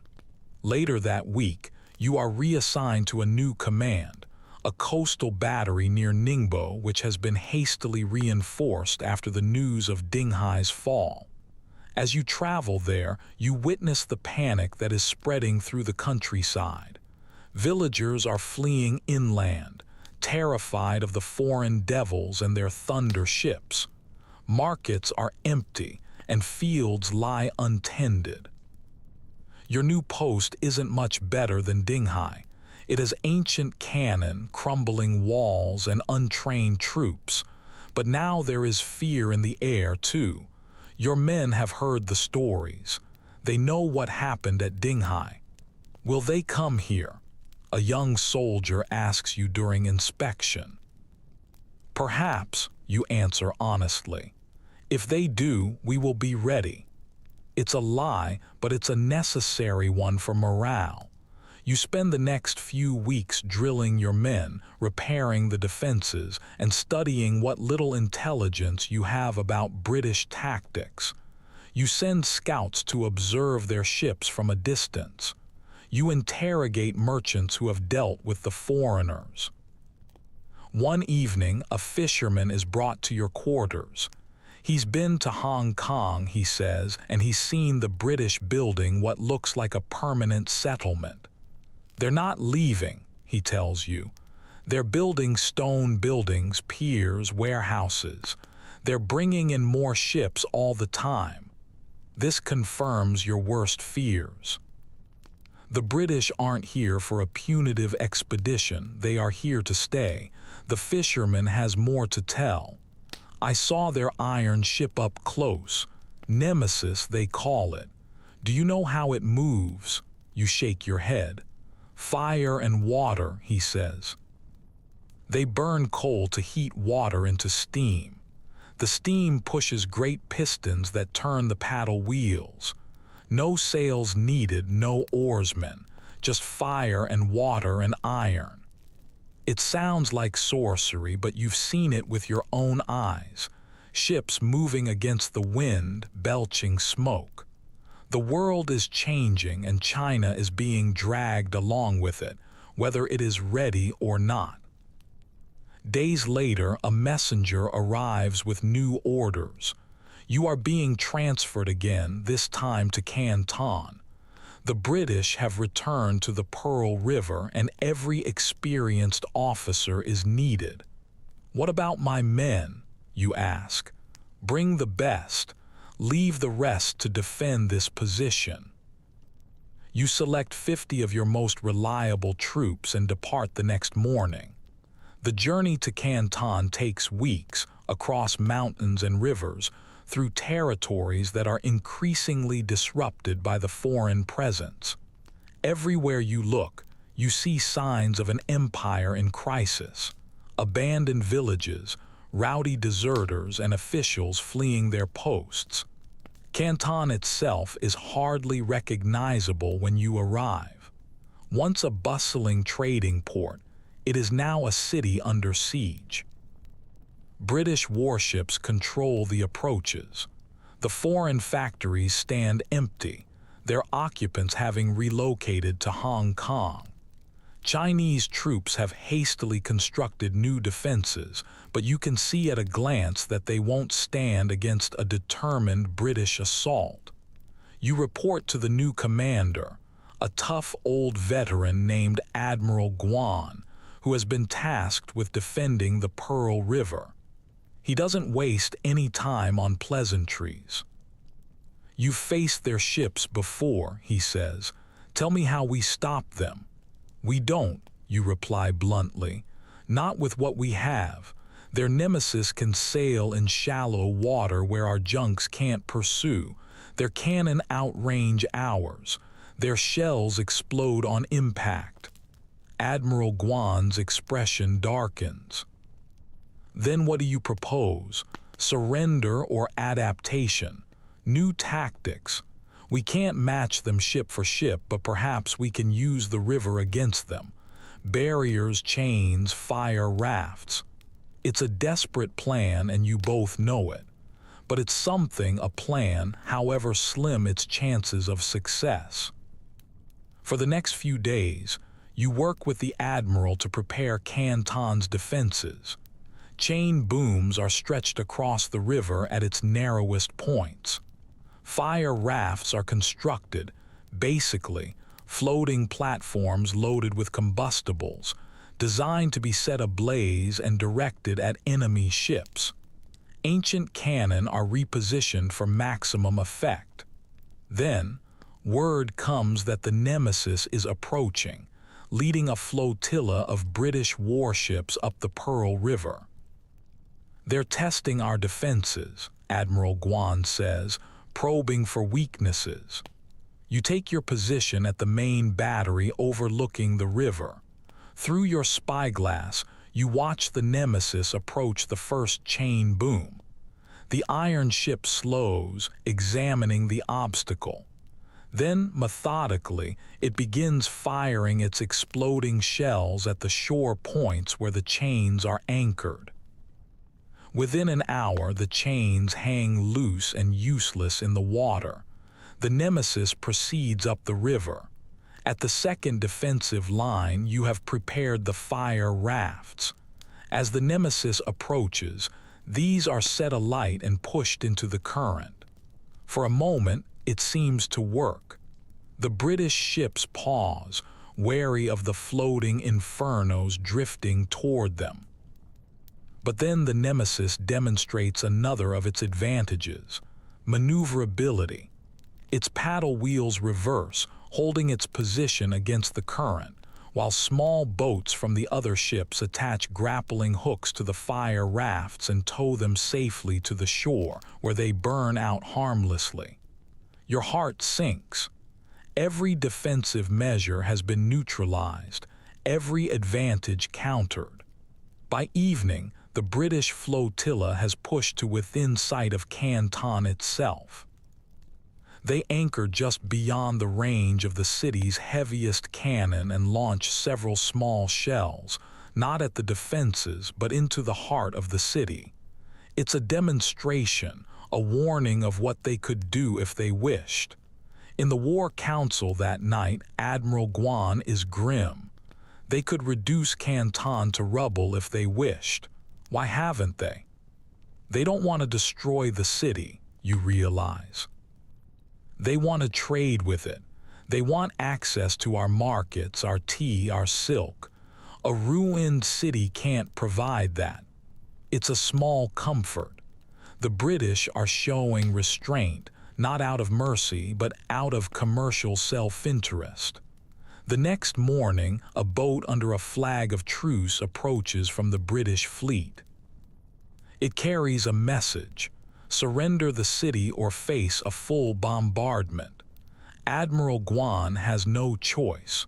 With the emperor far away in Beijing and the provincial authorities in disarray, he makes the decision himself. Canton will be handed over to British control. What happens now? You ask as you watch British Marines disembark at the waterfront. Now, the Admiral says bitterly, now we lose, but perhaps not forever. The transition is surprisingly orderly. British troops occupy key positions, but they make no attempt to administer the city themselves. Instead, they install a compliant Chinese merchant as the new governor, someone who will ensure that British trade interests are protected. Within days, trade resumes. Tea and silk flow out to foreign ships. Manufactured goods flow in. And opium, the original cause of this conflict, now moves openly, no longer smuggled, but traded legally under British protection. You are assigned as the liaison between the Chinese authorities and the British forces, a humiliating position, but one that gives you a unique insight into the conquerors. You learn their language, you study their technology, and you observe their methods. One British officer, a Lieutenant Wilson, seems genuinely interested in China. Unlike many of his colleagues who openly despise the heathens, Wilson asks thoughtful questions about Chinese culture, history, and technology. Why did China fall so far behind? He asks you one evening as you share tea in what was once a Chinese government building, now a British officer's mess. Behind in what? You counter. Ships, guns, steam power. You invented gunpowder for God's sake. The compass, too. Yet now your weapons are centuries behind ours. It's a question that has haunted you since the fall of Dinghai. Perhaps we believed we were already perfect, you suggest. The Middle Kingdom, the center of civilization. Why would one improve what isn't broken? Wilson nods thoughtfully. Complacency, the most dangerous enemy of all. And you British, are you not complacent in your victory? He laughs. Hardly. Even now, our engineers are designing better ships, better guns. Progress never stops. That's the difference. You realize then that it's not just the technology, but the attitude toward it. The constant drive to improve, to innovate, to surpass what came before. Meanwhile, the war continues elsewhere. Hong Kong has been formally claimed as a British colony. Other treaty ports are being established along the coast. Chinese resistance is crumbling everywhere in the face of overwhelming technological superiority. The governor of Canton summons you one day in early 1842. "I'm sending you to Hong Kong," he says. "Observe what the British are building there.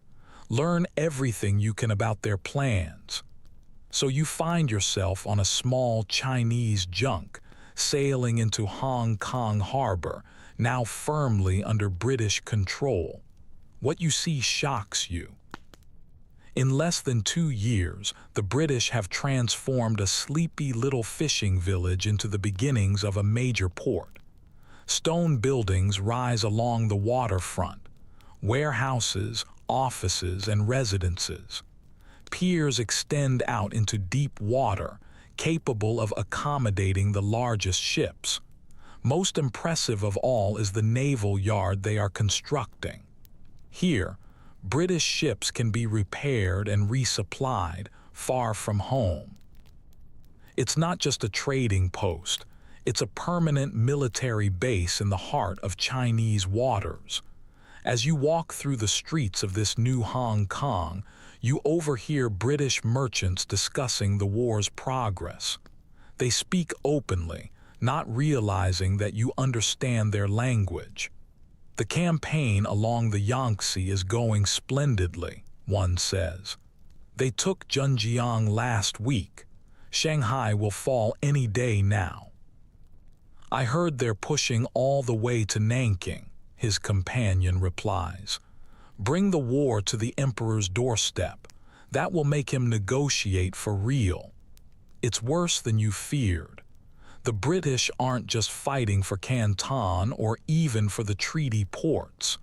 They are striking at the very heart of China, navigating the mighty Yangtze River itself, China's great artery. That evening in a harborside tavern, you encounter Lieutenant Wilson again. He's surprised to see you, but he invites you to join him. "Here to spy on us?" he asks bluntly, though his tone remains friendly. "To observe," you correct him, "just as you observed our defenses before attacking." He concedes the point with a nod. "Fair enough, though I doubt your reports will change the outcome now. The war is effectively over. Your emperor just hasn't admitted it yet." You can't argue with him. From everything you've heard, the British advance seems utterly unstoppable. Their steamships are navigating rivers that were once thought impossible for large vessels to travel. Their troops are outfighting the imperial forces at every single turn. "What will you take from us?" you ask quietly. Wilson considers this for a moment. "Trade access mainly. The right for our merchants to operate in more ports, legal protection for British subjects in China, perhaps some territory like Hong Kong." "And opium, will you force us to legalize it?" He has the grace to look uncomfortable. "I expect so, though between us I find that part of it distasteful. Yet you fight for it." "I fight because those are my orders," Wilson says, "just as you would." He's right, of course. Soldiers follow orders, they don't make policy. As you prepare to return to Canton the next day, you take one last look at Hong Kong from the deck of the departing junk. In just 2 years, the British have created something entirely new here. It's not Chinese, and it's not fully British either, but something in between, a bridgehead between the East and the West. You wonder what China will look like in another 2 years or 20. The world is changing faster than anyone could have possibly imagined, and the Celestial Empire, for all its ancient glory, is being dragged into a future it never chose. The iron ships that brought this war will bring much more before they are done. For better or for worse, China will never be the same again. The boat rocks gently beneath you as it makes its way up the Yangtze River. Beyond the silk curtains of your cabin, you can hear the steady, rhythmic splash of oars. Occasionally, a soldier calls out, his voice tense with anticipation. You are Kishin, a high-ranking official of the Qing Empire, now on the most difficult mission of your entire career. It is August of 1842, and you are traveling to meet the British forces who are advancing up the Yangtze. Your task is to negotiate peace before they reach Nanking, the ancient southern capital, just 250 miles from the emperor himself in Beijing. The shame of it all burns in your stomach like bad wine. You, a scholar official from one of China's oldest and most respected families, have been sent to beg a group of barbarians for mercy.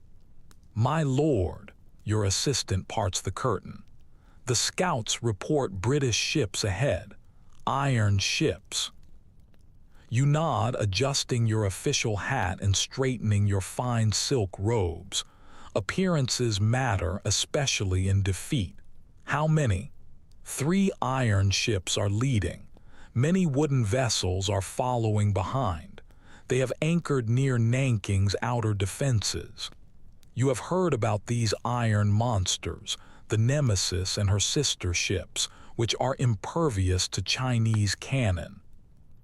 They are able to move against both wind and tide, breathing smoke and fire like the dragons from ancient legends.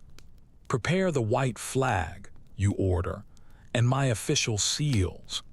As your boat approaches the British fleet, you take measure of what you are facing. The iron ships are indeed fearsome, with black hulls rising from the water and smoke belching from their tall stacks. Around them cluster traditional sailing vessels, but even these are larger and more powerfully armed than anything in China's navy. A small launch meets you midway. You transfer to it with your assistants and interpreters, striving to maintain your dignity despite the awkwardness of boarding the tiny craft in your formal robes. The British ship is even more impressive up close. HMS Cornwallis, you are told, is the flagship. As you climb the accommodation ladder, you are greeted by an honor guard of Marines in bright red coats and an officer who introduces himself as Captain Richards. Sir Henry Pottinger is expecting you, he says, leading you across a deck that is crowded with cannon and busy sailors. You have heard of Pottinger, the new British plenipotentiary who was sent to replace Charles Elliot, who was deemed too soft in his dealings with China. Pottinger has a reputation for being ruthless. The captain leads you to the great cabin at the stern of the ship. Inside, several British officials are seated around a large table that is covered with maps and documents. At the head of the table sits a stocky man with a weathered face and cold, calculating eyes. His Excellency Kishin, Imperial Commissioner, announces your interpreter.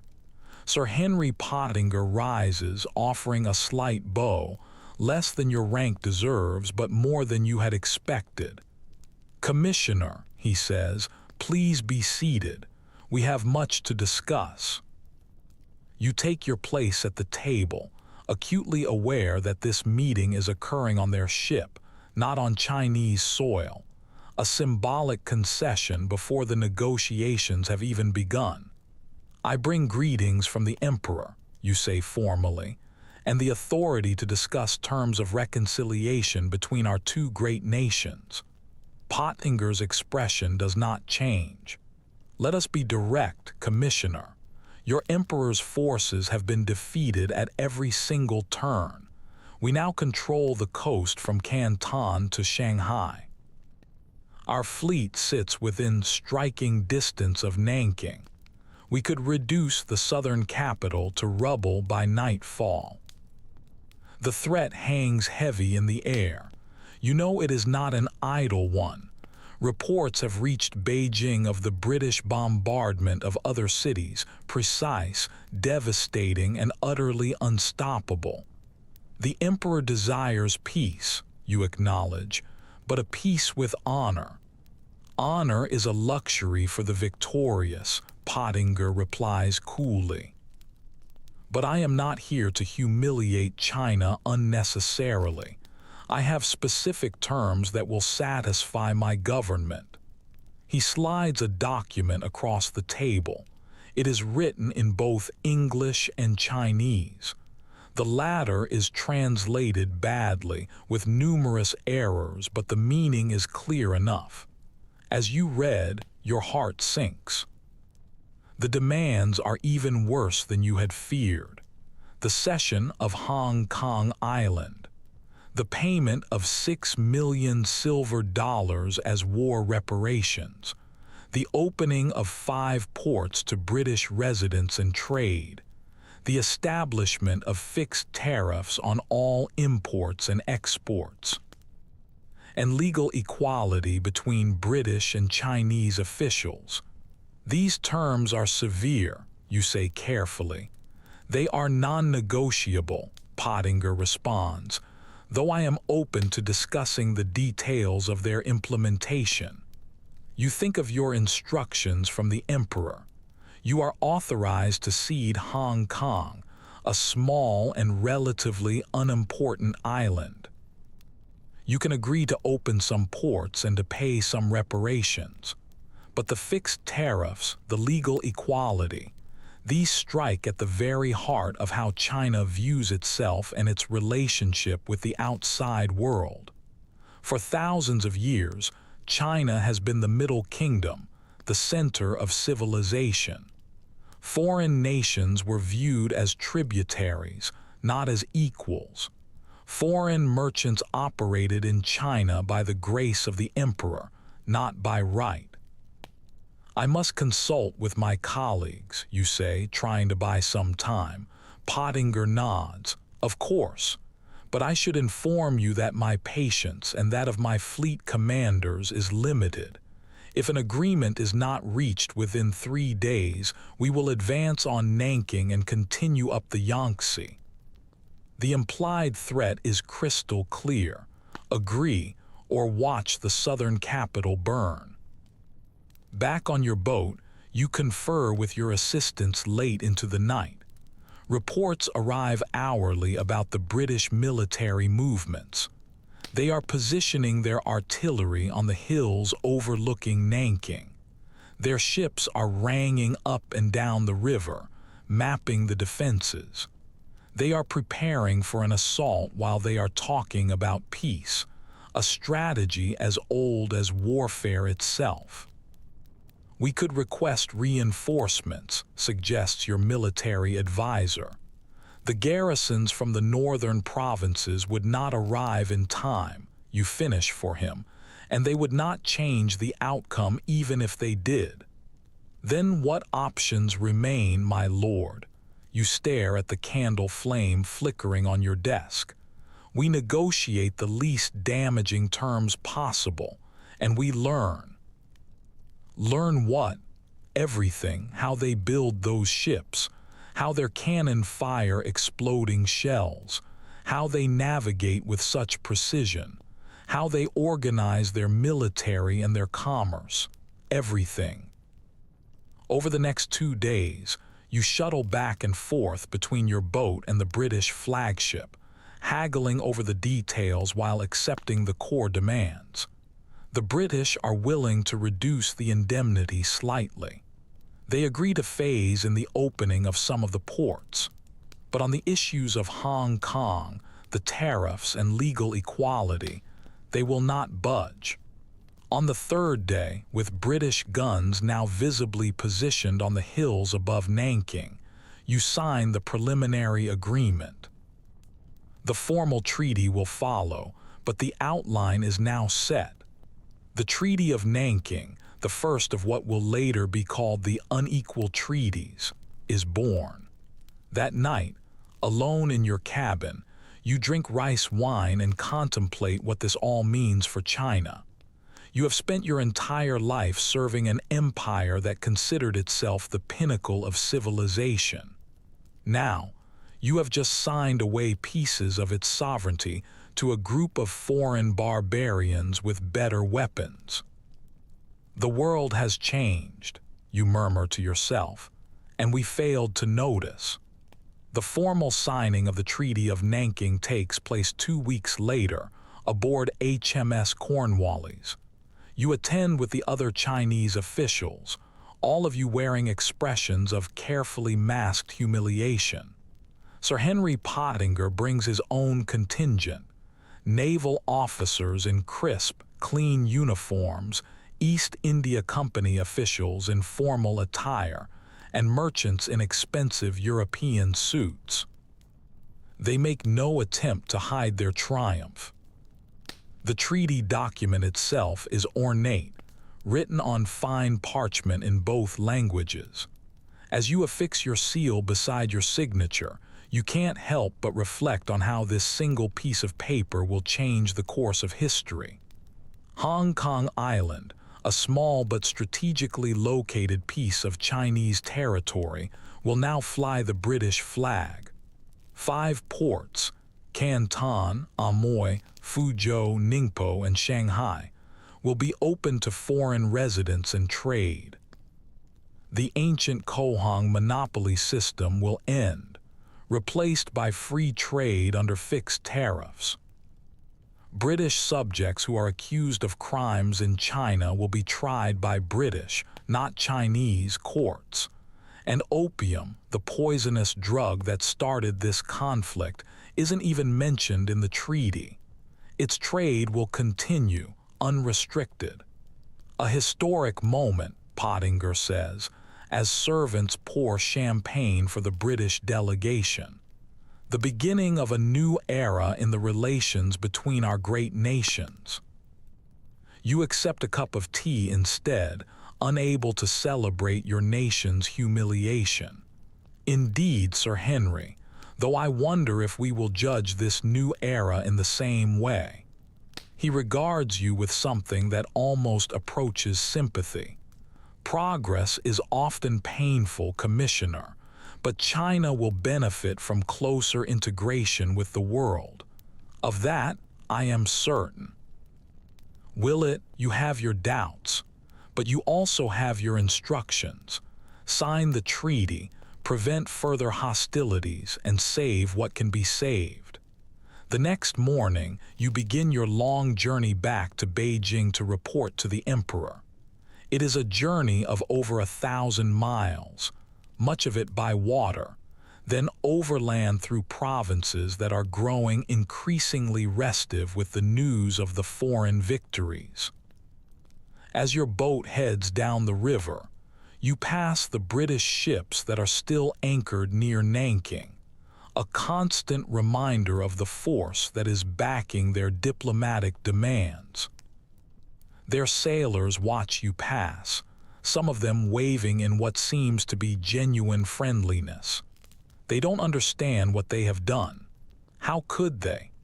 In the villages along your route, rumors have spread faster than the official news. Peasants whisper about iron ships that breathe fire, about foreign devils with magical weapons, and about the emperor's armies being defeated everywhere. Some whisper of worse things, that the emperor has lost the mandate of heaven, that the Qing dynasty, after 2 centuries of rule, is now failing. You hear these whispers and you worry. China has seen dynastic changes before, and they are rarely peaceful. A month into your journey, you are met by an imperial messenger. The Emperor Daeguang requests your presence urgently. The messenger provides fresh horses, and you leave your slow river barge for a punishing overland ride to Beijing. The Forbidden City seems unchanged when you arrive, still magnificent, still isolated from the world beyond its familiar walls. But the mood inside is anything but normal. You are taken immediately to the Hall of Literary Glory, where the emperor receives his officials for private audiences. Daeguang looks older than when you last saw him, his face lined with worry. The Opium War has aged him. "Tell me everything," he commands after you perform the kowtow. "Spare nothing. I must know the full extent of our situation." For the next hour, you detail the terms of the treaty, the British military capabilities, and your observations of their organization and technology. The emperor listens silently, occasionally closing his eyes as if he were in pain. "Could we have resisted further?" he finally asks. "No, Your Majesty. Their weapons are beyond anything in our arsenal. Their ships can destroy our coastal cities at will, while remaining far beyond the reach of our own cannon." "How did this happen?" Daeguang's voice is soft, almost as if he is speaking to himself. "How did barbarians from a small island at the edge of the world defeat the Middle Kingdom?" It is a profound question, one that will occupy Chinese scholars and officials for generations to come. "They changed, Your Majesty. We did not." The emperor nods slowly. "And now we must change, but how? In what way? Without losing what makes us Chinese?"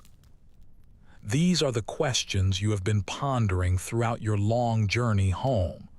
We must learn from them, Your Majesty. Their sciences, their technologies, their ways of organizing armies and navies. But we must do so selectively, taking what is useful without adopting their values or their beliefs. "Is that possible?" You hesitate.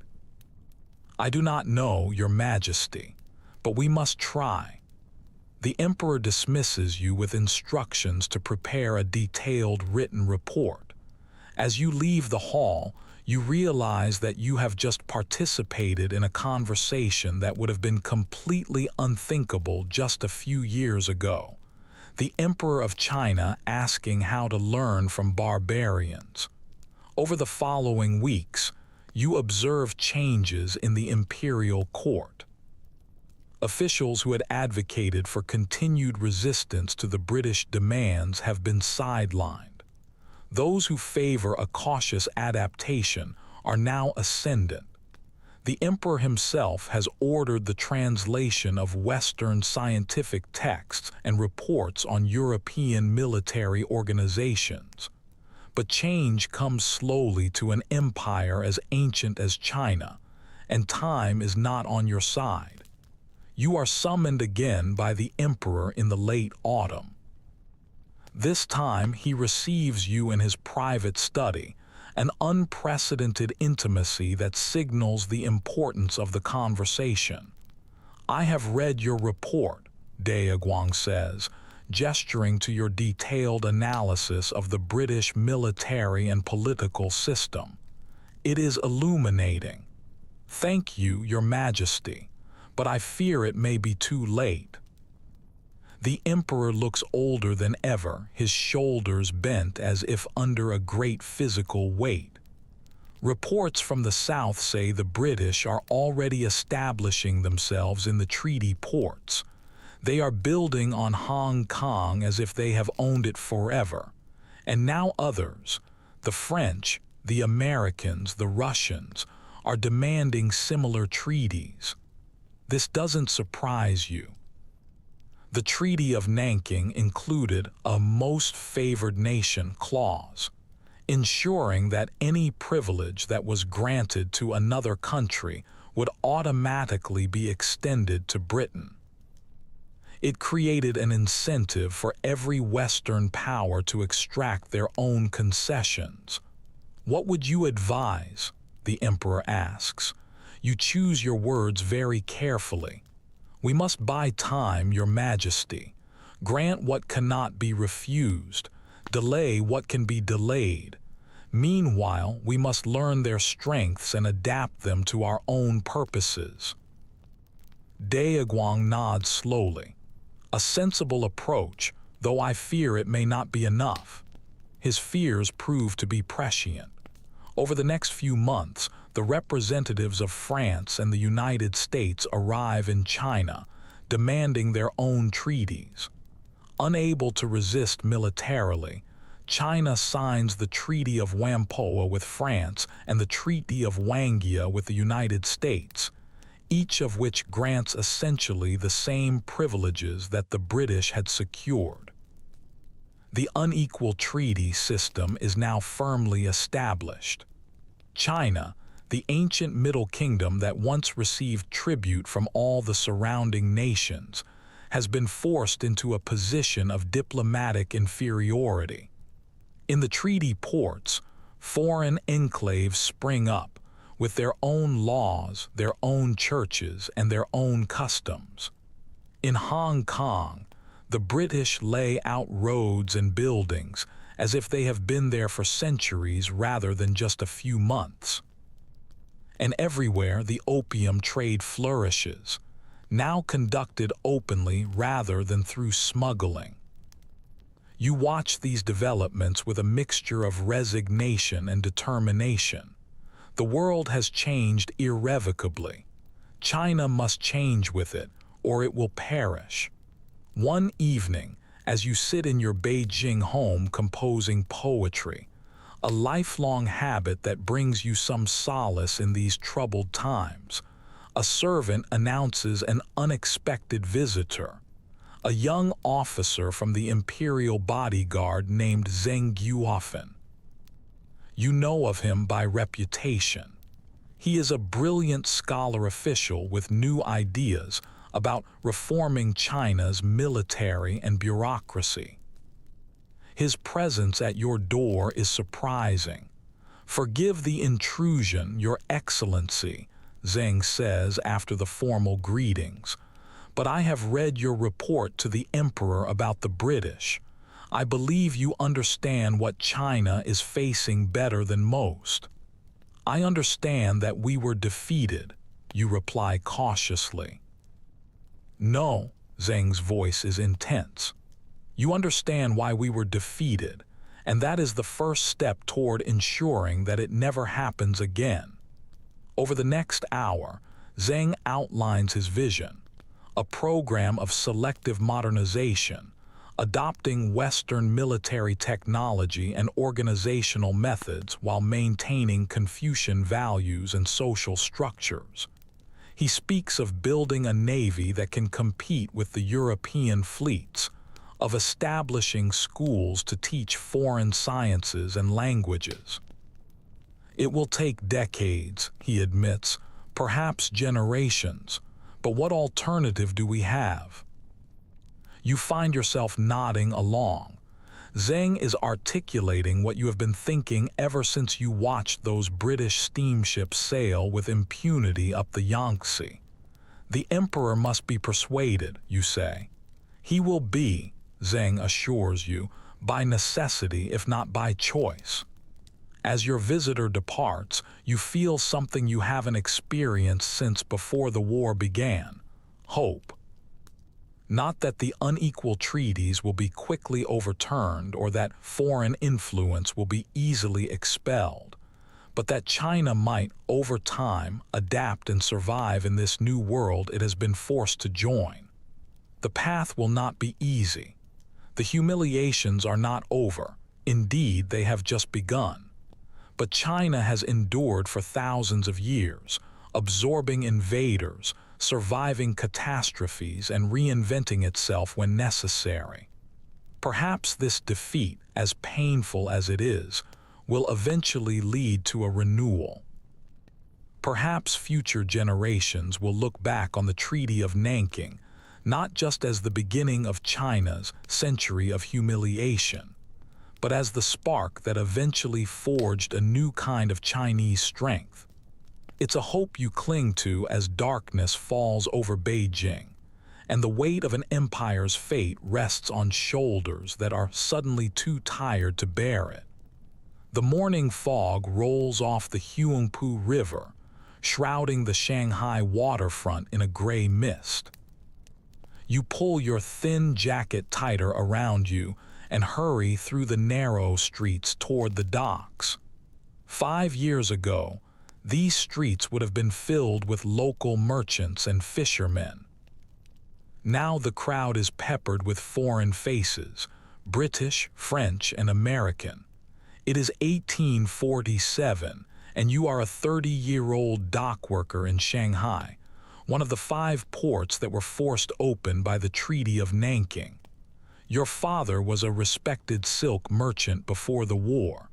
Now he just sits at home, smoking opium and staring at the walls. The family business is gone, and the family savings are too. Which is why you are here, hauling cargo for half the wages a Chinese-owned company would have paid before the foreigners came. Hey, you there! A red-faced Englishman waves at you from beside a stack of heavy wooden crates. I need these moved to Warehouse 3. Chop chop. You bow slightly and begin loading the crates onto your pushcart. They're heavy, probably machine parts or metal goods. Definitely not opium. That comes in different packaging and is handled by different workers who get paid more and don't ask any questions. What's in these? You ask in the broken English you've managed to pick up over the past few years. The Englishman snorts. Nothing that concerns you. Just get them over to Warehouse 3 before noon. As you push your cart along the waterfront, you pass by ships from all across the world. Sleek British clippers, boxy Dutch merchantmen, and even the occasional American vessel. The harbor that once held primarily Chinese junks is now an international crossroads.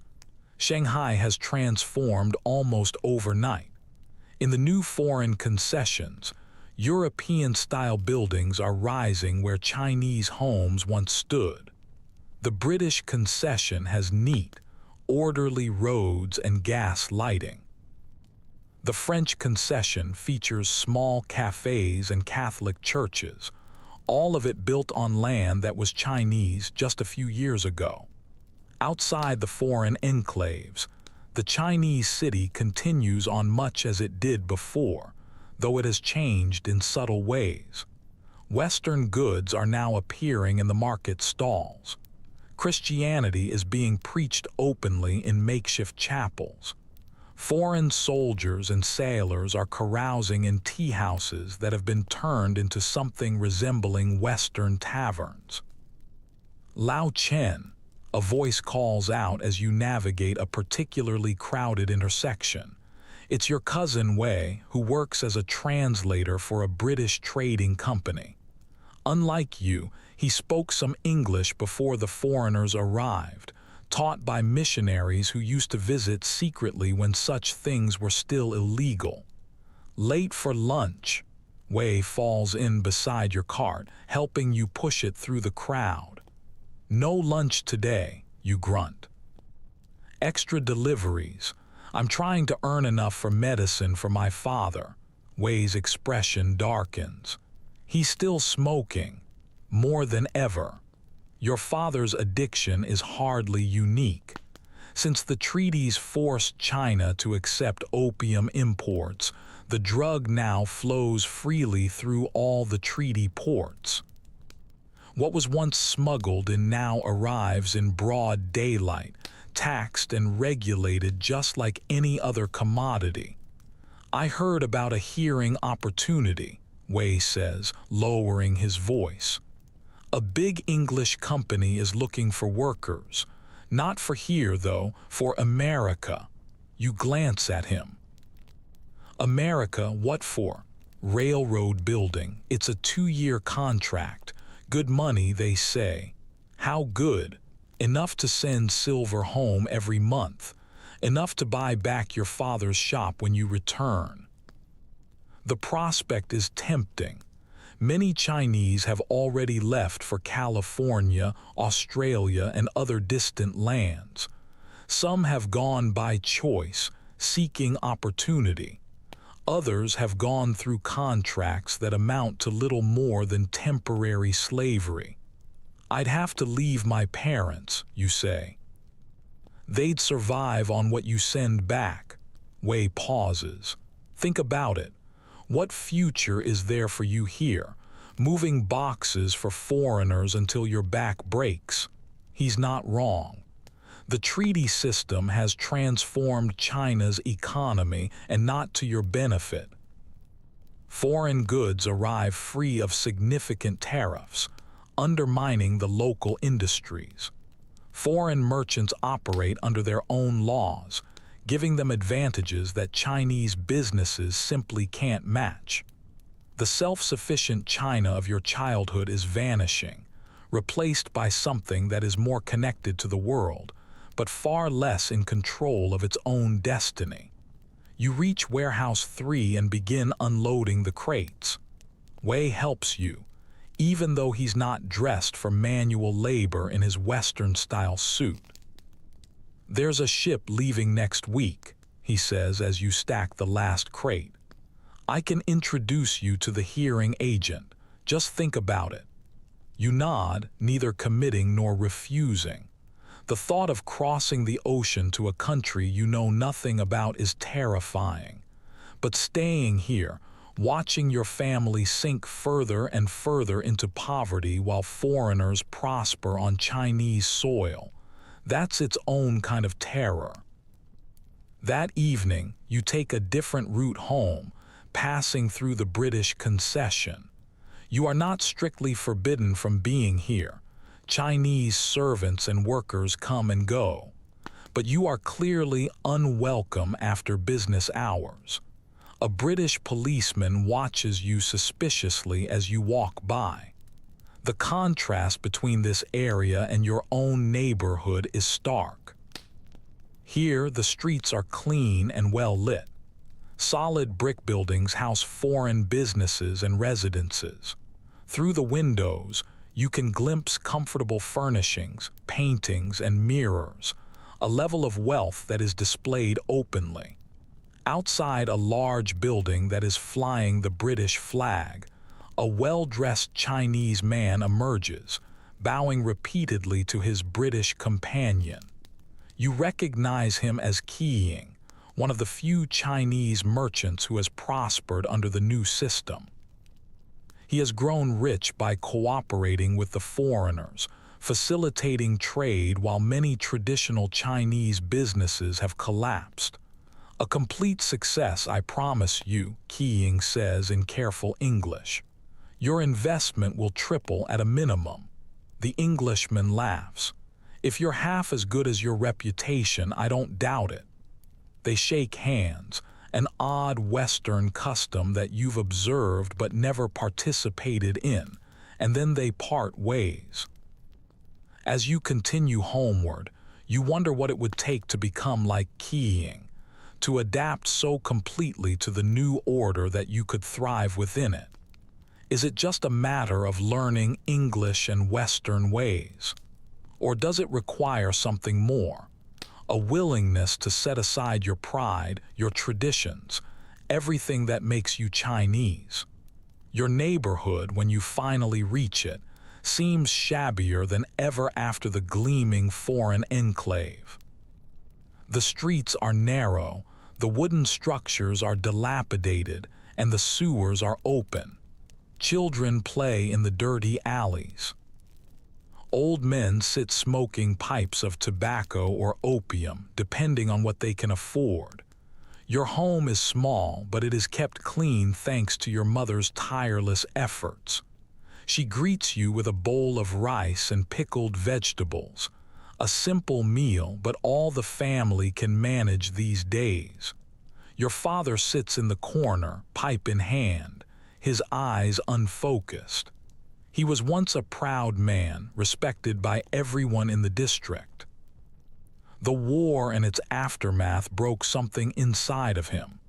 The business he had spent decades building became unsustainable when the foreign imports undercut his prices.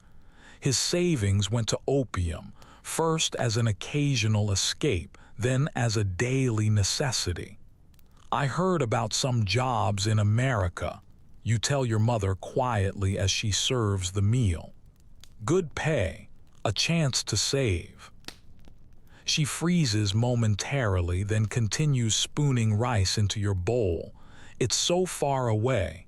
For 2 years, I could send money home, enough for medicine, for better food. If you survive," her voice is flat. "Many don't." She's right, of course. You've heard the stories. Chinese workers dying of disease or exhaustion in foreign lands, cheated out of their wages, abused by their overseers, and attacked by locals who resent their presence. But you've also heard stories of those who returned with more silver than they could have ever earned in a lifetime in China. Men who bought land or businesses, who escaped the trap that China has become. Before you can respond, a commotion erupts outside, shouts, and the sound of running feet. You go to the door and see your neighbors rushing toward the district's main square. "What's happening?" you call out to a passing acquaintance. "News from the south," he yells back. "A rebellion. Someone is fighting the Qing." You follow the crowd to the square where a breathless messenger is sharing the details with the gathered residents. He calls himself the younger brother of Jesus Christ, the messenger announces. Hong Ziyuquan says he is going to overthrow the Qing and drive out the foreigners. "Where?" someone shouts. "In Guangxi province. He already controls several villages. The government troops that were sent against him were defeated." The crowd buzzes with a mixture of excitement and apprehension. Rebellions are not uncommon in Chinese history. Dynasties rise and fall, the mandate of heaven transfers. But this one sounds different, religious, apocalyptic. "He's a Christian," an old man asks skeptically. "His own version," the messenger replies. "He says the foreigners corrupted the true faith. He says God spoke to him directly." You listen with a growing interest. Hong Ziyuquan is fighting both the Qing government that failed to protect China and the foreigners who humiliated it.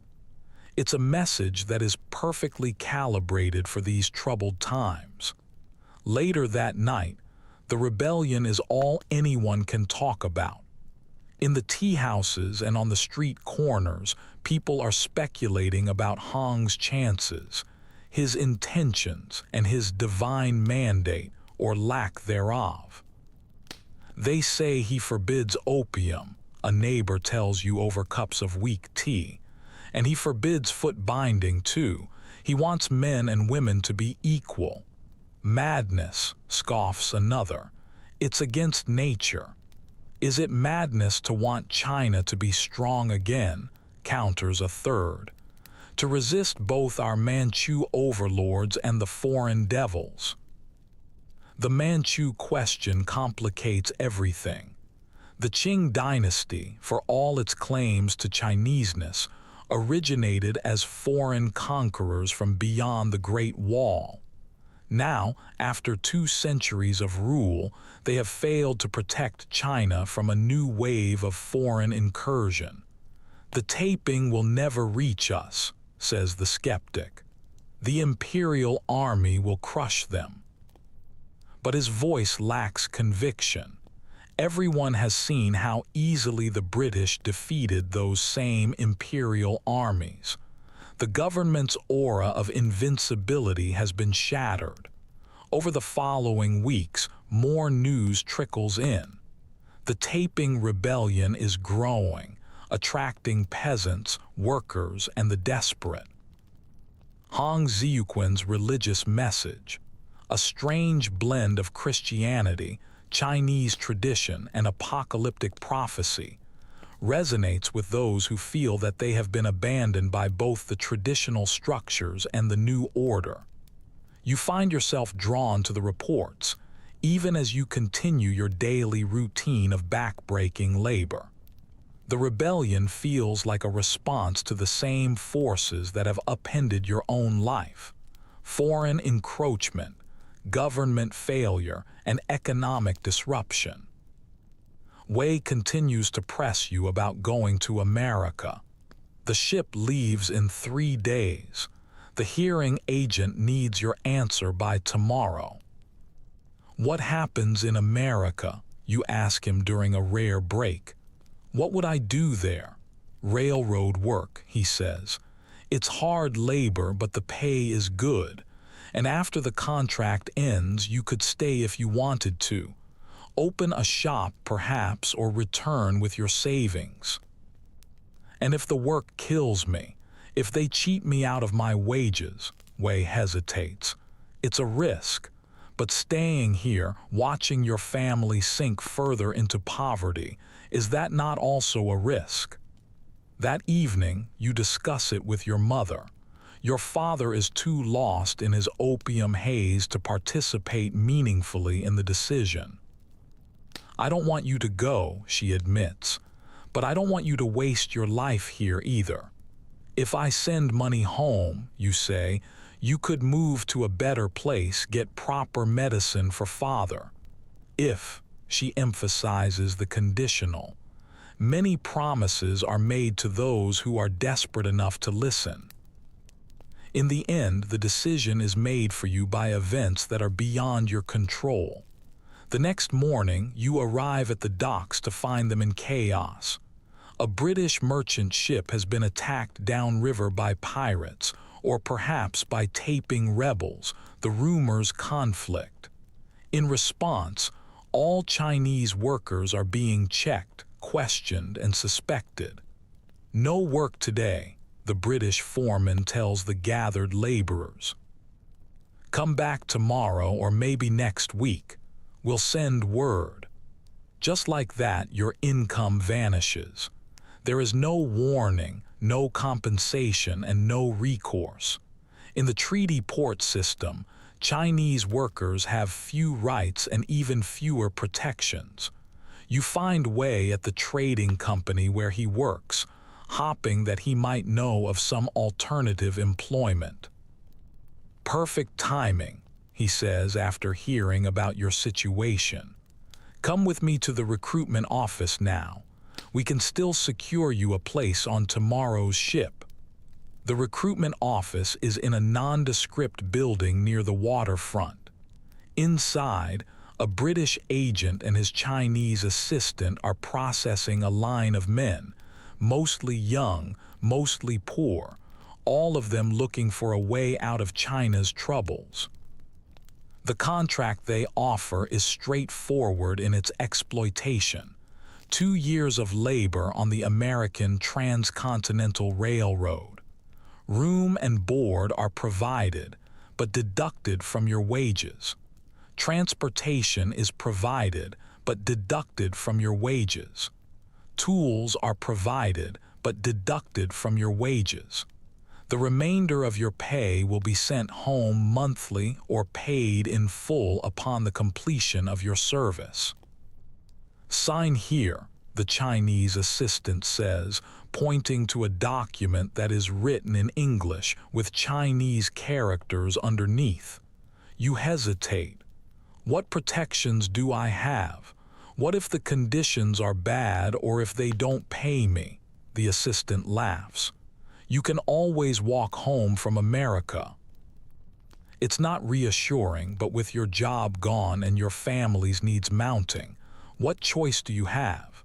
You sign the contract. The following day, You join 200 other Chinese men who are boarding a British clipper that is bound for California. The accommodations are cramped, little more than shelves in the ship's hold, where you will sleep for the 2-month journey. As Shanghai recedes behind you, you wonder if you will ever see it again, if the city will even be recognizable if you do return.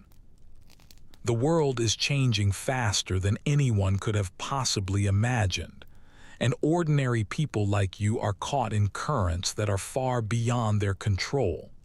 Some of your fellow passengers speak of the opportunity that awaits them in the Gold Mountain, as they call America. Others simply need the money. A few admit that they are fleeing from their troubles, debts, crimes, or family conflicts.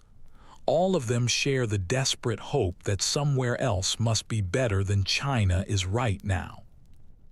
A week into the journey, news reaches the ship via another vessel that is passing in the opposite direction. Emperor Daeguang is dead.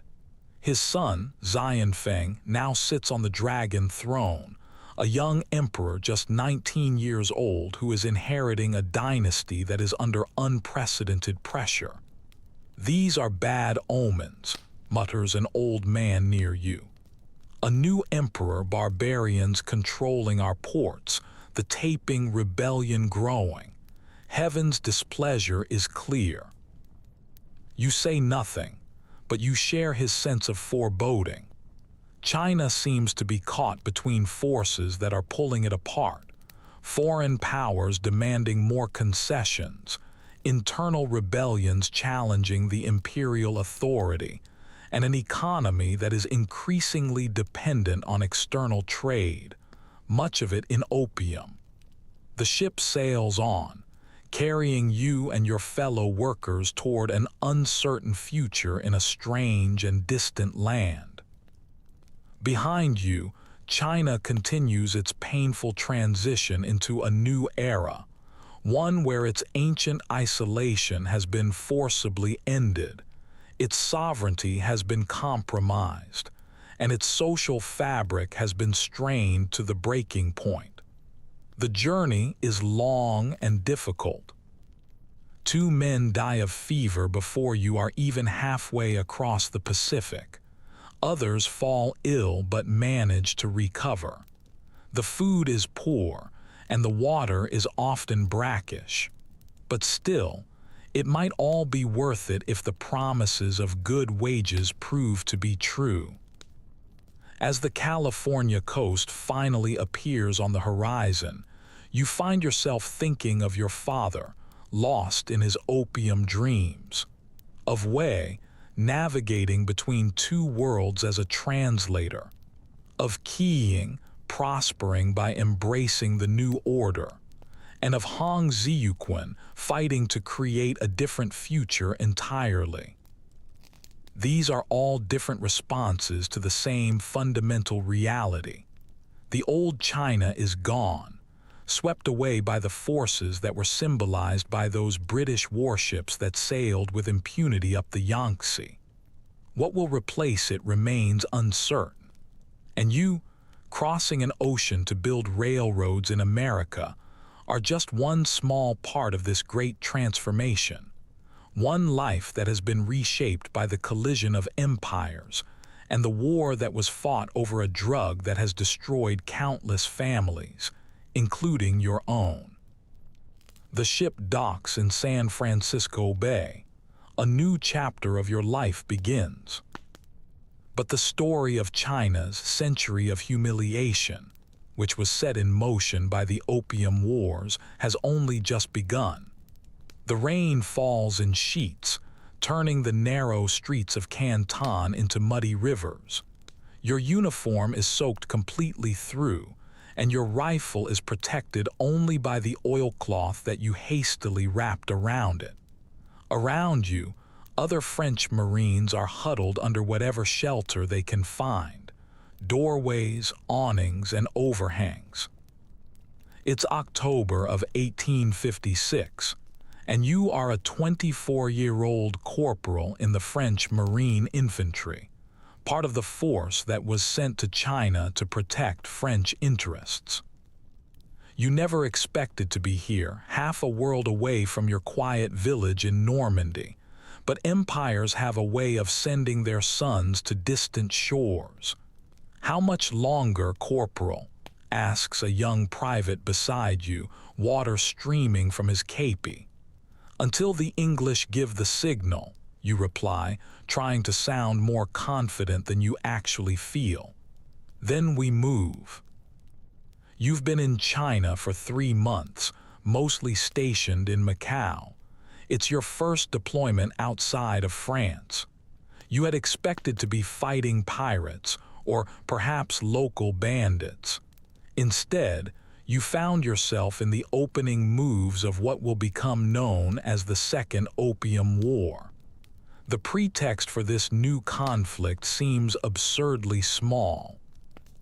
A Chinese vessel called the Arrow, which was registered in Hong Kong but owned and operated by Chinese, was boarded by Qing officials who arrested several crew members who were suspected of piracy. During the boarding, depending on whose version of the story you believe, the British flag was either lowered deliberately or it fell accidentally. Either way, the British consul in Canton, Harry Parkes, erupted in outrage, demanding an apology for this insult to the British flag. When the Chinese commissioner, Yi Mingchen, refused, British warships began bombarding the city. France had no direct stake in the Arrow incident. But your country's leadership saw an opportunity to expand its influence in China, using the murder of a French missionary in Guangxi province as the justification for joining the British campaign. And so you find yourself here, soaked and miserable, waiting to attack a city that has done nothing to France. "The English say the Chinese need to be taught some respect," continues the young private, wiping the rain from his face. "That they didn't honor the treaties from the last war." You've heard the same justification. The treaties that ended the First Opium War were not being fully implemented. Chinese officials were still creating obstacles for foreign merchants. The promised opening of China was proceeding too slowly for Western tastes. Maybe, you say non-committally, or maybe there's just money to be made here. You're no fool. You have seen how trade drives empire. France wants its share of the China market, the tea, the silk, the porcelain, and access to the hundreds of millions of potential customers for French goods. If that requires military action, then so be it. A whistle sounds from down the street, the signal. Your lieutenant appears from a doorway, gesturing urgently. "Form up, we're moving." You herd your squad into position. The rain has slackened slightly, though the streets remain treacherous underfoot. In the distance, you can hear the boom of naval guns as the British ships bombard the Chinese positions, just as they have been doing for weeks. Your company advances through the narrow streets toward the city wall. The plan is coordinated with the British. They will attack from the riverside while the French forces breach the wall at a less defended section. The closer you get to the wall, the more signs of the earlier bombardment you see. There are buildings with gaping holes in them, debris scattered across the streets, and abandoned shops and homes. Most of the civilians fled when the shelling began, though you occasionally glimpse frightened faces peering out from their windows. "Where is everyone?" asks the private. "Gone," you reply, "if they're smart." At the base of the city wall, the engineers are already positioning ladders and explosives. Your company spreads out, providing covering fire as they work. Sporadic shots come from the top of the wall from the Chinese defenders, but there are fewer of them than you had expected. The rain is working to your advantage, reducing visibility and dampening the Chinese morale. The engineers signal that they are ready. An officer raises his sword and the charge begins. You're halfway up your ladder when the explosion breaches the wall. The concussion nearly knocks you off, but you grip the rungs tightly and continue climbing. At the top, a Chinese defender rushes at you with a spear. Your bayonet meets him first. He falls backward, his eyes wide with surprise. It's your first kill in combat. There's no time to process it. More defenders appear. Shots echo all along the wall. Your training takes over. Load, aim, fire, reload. Within 20 minutes, your section of the wall is secured. Looking toward the river, you can see that the British Marines have also breached the defenses. Canton, a city of 1 million people, is falling to just a few thousand Western troops. By evening, the key parts of the city are under foreign control. You establish a position in what was once a merchant's home, now hastily converted into a military post. The family's possessions remain scattered about. Scrolls, porcelain, and furniture inlaid with mother-of-pearl, beautiful things that were abandoned in a panic. "We are not supposed to loot," your lieutenant announces to the assembled squad. "Those are the official orders." His tone makes it clear that what happens when the officers aren't looking is a different matter entirely. Already, some of the soldiers are pocketing small items, jade figurines, silver trinkets, anything that might fetch a price back home. You find yourself standing before a scroll painting of mountains and mist. Something about its quiet dignity stops you from rolling it up and stuffing it into your pack. This isn't why you joined the Marines, not to steal from frightened civilians. "Thinking of redecorating your barracks?" asks Sergeant Dupuis, appearing beside you. "Just looking," you reply. Dupuis snorts. "Look all you want. Someone else will take it if you don't." He's probably right. War has its own brutal logic. What you don't take will likely be taken by someone else or destroyed in the fighting. Still, you leave the scroll hanging on the wall. The next few days are a blur of patrols, skirmishes, and tense standoffs with the remaining Chinese forces. Canton doesn't surrender officially, but the resistance becomes increasingly disorganized. Commissioner Yi, who had refused to apologize for the arrow incident, is captured while trying to escape and is sent into exile. The ease of your victory is almost embarrassing. Despite having thousands of troops in the region, the Chinese military puts up less effective resistance than you had faced in training exercises back in France. Their weapons are outdated, their tactics are obsolete, and their morale is crumbling. "It's not even sporting," comments Lieutenant Rousel one evening as your company returns from a patrol. "It's like shooting fish in a barrel." "The fish didn't ask us to shoot them," you reply before you can stop yourself. The lieutenant gives you a sharp look. "Are you having second thoughts, Corporal?" "No, sir, just an observation." "But you are having doubts. The justification for this war seems flimsier the longer you are here.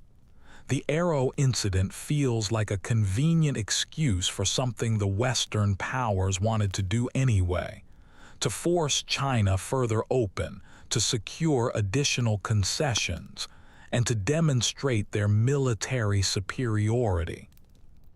In January of 1858, After Canton is firmly under Anglo-French control, your unit receives new orders. You are to join a larger expedition that is heading north to the mouth of the Peiho River, threatening Tianjin and by extension, Peking itself. The goal is to force the emperor, Xian Feng, to negotiate a new treaty. The voyage north takes you along the China coast in the spring. Under different circumstances, it might be pleasant. Blue waters, green hills, and fishing villages nestled in protected coves. But you are an invader here, part of a force that is bringing war to a people who have never harmed France. Your transport ship anchors near the Taku forts, which guard the mouth of the Peiho River. The forts are impressive from a distance, with solid earthworks mounted with large cannon. But you have seen what the British naval guns can do to such defenses. Sure enough, after a brief exchange of fire, the forts fall. The way to Tianjin now lies open. We'll be in Peking within the month, predicts Sergeant Dupuis as your company prepares to disembark. The Emperor will give us whatever we want. Why stop there? Jokes a private. Maybe we should put a Frenchman on the dragon throne. Everyone laughs, but there's a discomforting truth beneath the humor. Where does Western expansion stop? Having forced their way into China's treaty ports, the foreign powers are now driving toward its capital. What comes after that? Tianjin offers no resistance. Chinese negotiators arrive, desperate to keep the foreign forces from approaching Peking. The discussions take place aboard a British warship, with high-ranking diplomats handling the details. As a common soldier, you hear only rumors and speculation. They're asking for more ports to be opened. They want permanent ambassadors in Peking. They're demanding that the opium trade be legalized. This last item particularly troubles you.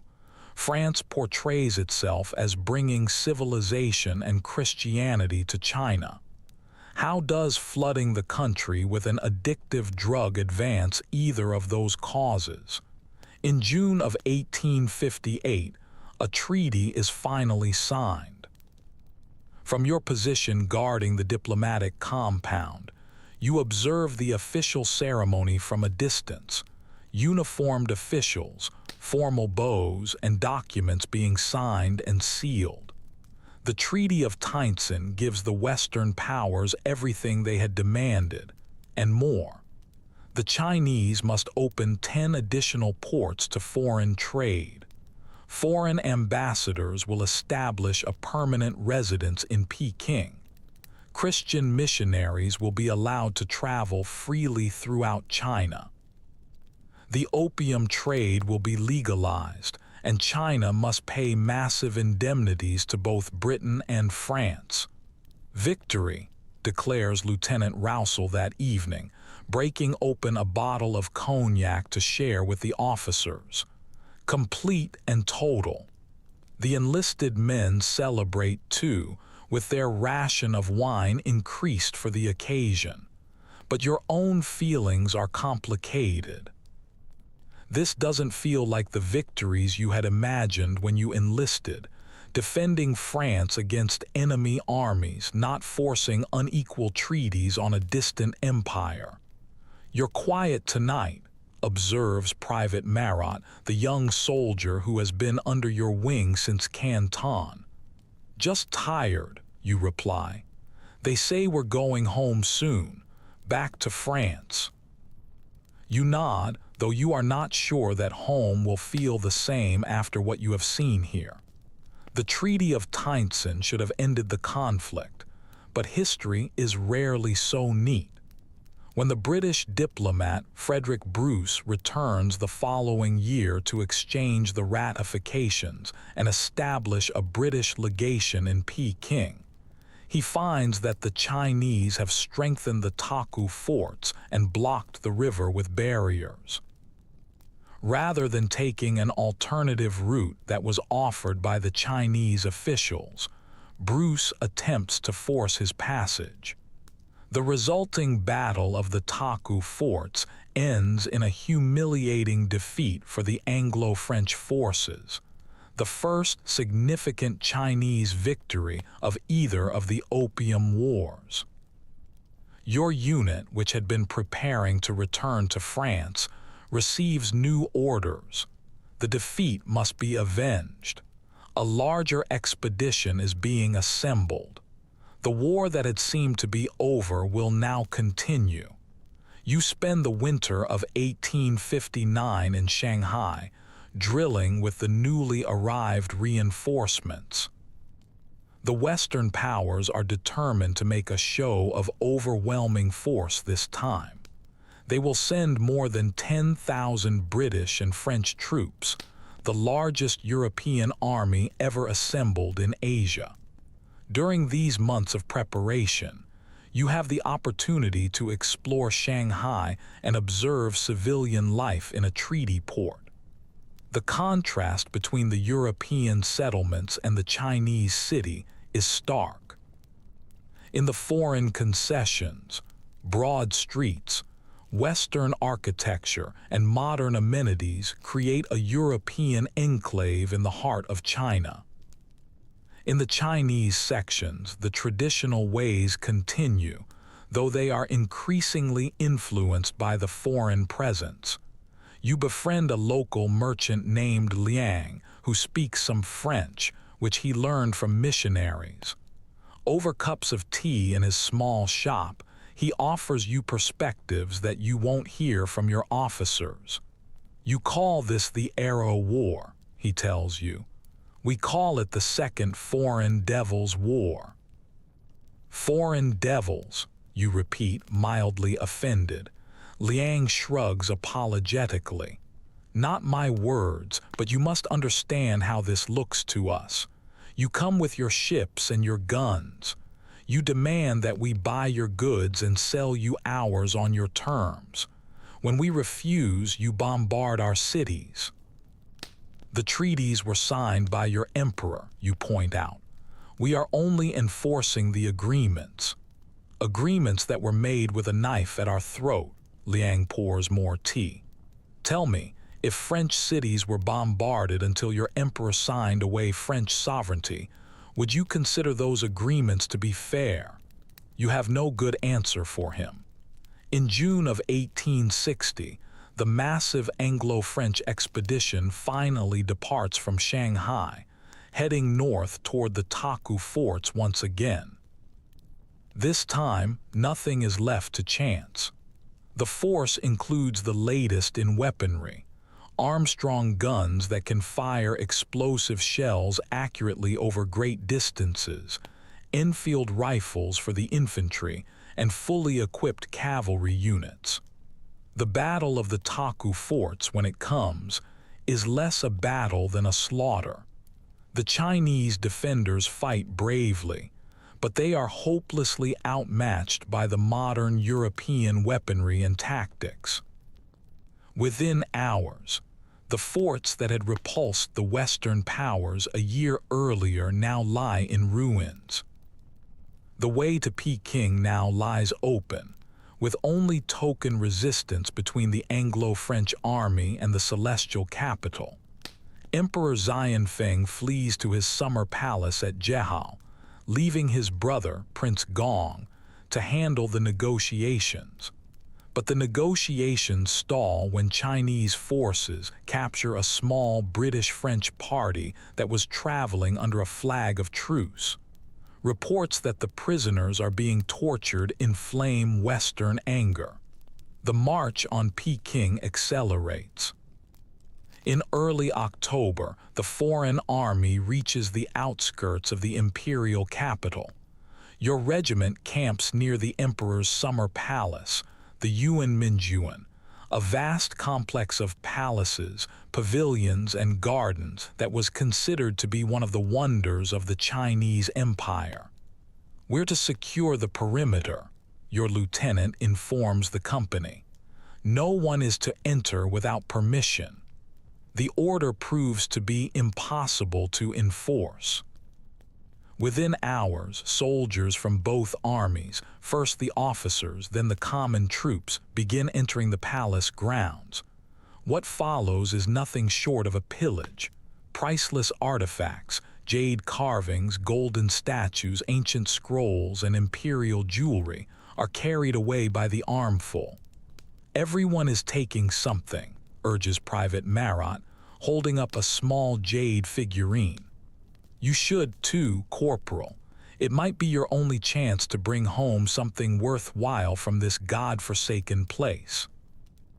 You hesitate, then pocket a small ivory box, not for its value but as a reminder of this moment, of what happens when civilization's veneer cracks. The looting continues for days. Then, following the discovery that some of the captured members of the truce party had died under torture, the British commander, Lord Elgin, orders the summer palace to be burned to the ground. The destruction is meant as a punishment for the treatment of the prisoners, though it strikes mainly at Chinese cultural heritage rather than its military. You watch from a distance as the magnificent structures burn, columns of smoke rising into the autumn sky. 3 centuries of imperial treasures are reduced to ash in a single day. Even the hardened soldiers in your unit fall silent at the spectacle. Barbarians, murmurs Sergeant Dupuis beside you. They call us foreign devils, but look what we have become. He's not wrong. There is something deeply disturbing about destroying cultural treasures as an act of war. But orders are orders. The fire burns until there is nothing left to consume. Days later, Prince Gong signs the Convention of Peking, ratifying the Treaty of Tientsin with additional concessions. The Kowloon Peninsula is ceded to Britain. The indemnities are increased. Foreign diplomats will establish a permanent residence in Peking. Christians will be granted the full rights to own property and to proselytize throughout China. The Second Opium War is officially over. China has been forced, at gunpoint, to open itself even further to Western influence and commerce. The ancient empire that once considered itself the center of civilization now bends to the demands of barbarians from across the sea. As you prepare to return to France, you find yourself wondering what you have really accomplished here. You have expanded French influence, certainly. You have protected commercial interests. You have demonstrated Western military superiority. But at what cost? To China, to its people, and to your own sense of what it means to be a soldier of France. The ivory box sits in your pack, a small reminder of larger questions that have no easy answers. The Hong Kong morning is clear and bright as you step onto the veranda of your hillside home. At 65, your joints protest more than they once did, but you still rise with the sun, out of a lifetime of habit. 30 years in China does that to a man. From here you can see the entire harbor, a forest of masts and smokestacks. There are ships from every trading nation on Earth, clippers, steamers, junks, and sampans. The harbor never sleeps. Commerce flows endlessly like the tides. It is 1860, and you are no longer the young merchant who first arrived in Canton all those decades ago. Now you are Thomas Barrett, the senior partner in Barrett & Sons Trading Company, one of Hong Kong's most respected firms. You have made your fortune here, riding the wave of British expansion in China. Your home, A grand colonial structure on the peak stands as a testament to that success. Your servant brings your tea, a proper English breakfast blend, not the local variety. Some habits remain unchanged despite your many years in the East. The paper, sir, he says, placing the Hong Kong Daily Press beside your cup. The headlines catch your eye immediately. Anglo-French forces march on Peking. Summer Palace burned. Convention signed. So it's finally done. The Second Opium War, which has been dragging on for the past 4 years, has finally reached its conclusion. The Chinese emperor, or rather, his brother, Prince Gong, has been forced to accept even more humiliating terms than those that were imposed after the First War. You skim the article, which brims with patriotic satisfaction. The burning of the Summer Palace is described as a righteous retribution for Chinese treachery. The new concessions are listed as victories for civilization and commerce. The tone is triumphant, untroubled by any doubt. Setting down the paper, you gaze again at the harbor. You have witnessed such incredible changes in your lifetime. When you first arrived here, Hong Kong was a barren island with just a few small fishing villages. Now, it is a thriving British colony with over 120,000 people, grand buildings, busy streets, and an endless flow of trade. Your thoughts drift back to the beginning, to that opium den in Canton that you visited as a young man, to the trade disputes that spiraled into a war, and to Commissioner Lin destroying those 20,000 chests of opium. So much has happened since then. So much has changed. A knock at the door interrupts your reverie. Your oldest son, James, enters. He is 30 now, born in China, though he was educated in England. He has taken over most of the daily management of the company while you enjoy a well-earned semi-retirement. "Morning, father," he says brightly. "Have you seen the news?" You nod toward the paper. "I was just reading it." "A tremendous victory," James continues, helping himself to some tea. "The Chinese will have to accept British merchants throughout the entire country now. No more restrictions, no more Canton system. The entire market opened at last." "Indeed," your tone is neutral. James gives you a curious look. You don't seem pleased. How can you explain the complex emotions that are swirling within you? You have profited handsomely from Britain's forcible opening of China. Your company now trades legally in goods that once required smuggling. Your ships now enter ports that were once forbidden. Your property here in Hong Kong has multiplied in value many times over. Yet you have also seen the cost, the addiction that is spreading through Chinese society, the humiliation of a once proud empire, and the burning of treasures that had survived for centuries, only to be destroyed in a single day. "I was just reflecting," you say carefully, "on how we got here." James waves a dismissive hand. "That's ancient history. Now the important thing is where we go from here. The Convention of Peking changes everything. We can establish offices in every treaty port. We can travel inland. We can hire Chinese workers without any restrictions." He's right.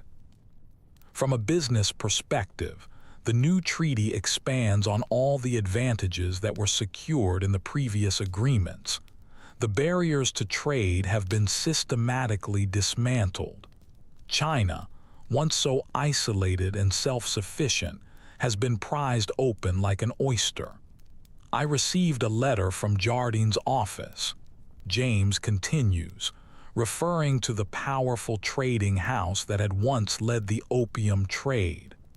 They're organizing a consortium to develop the Kowloon Peninsula.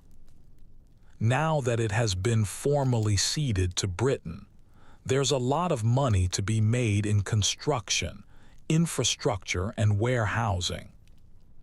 And what of the Chinese who are already living there, you ask? James shrugs. They'll be compensated, I imagine, or relocated. Progress marches on, father. Progress. Such a convenient word. It justifies so much. Later that morning, you visit your company's offices in the Central District.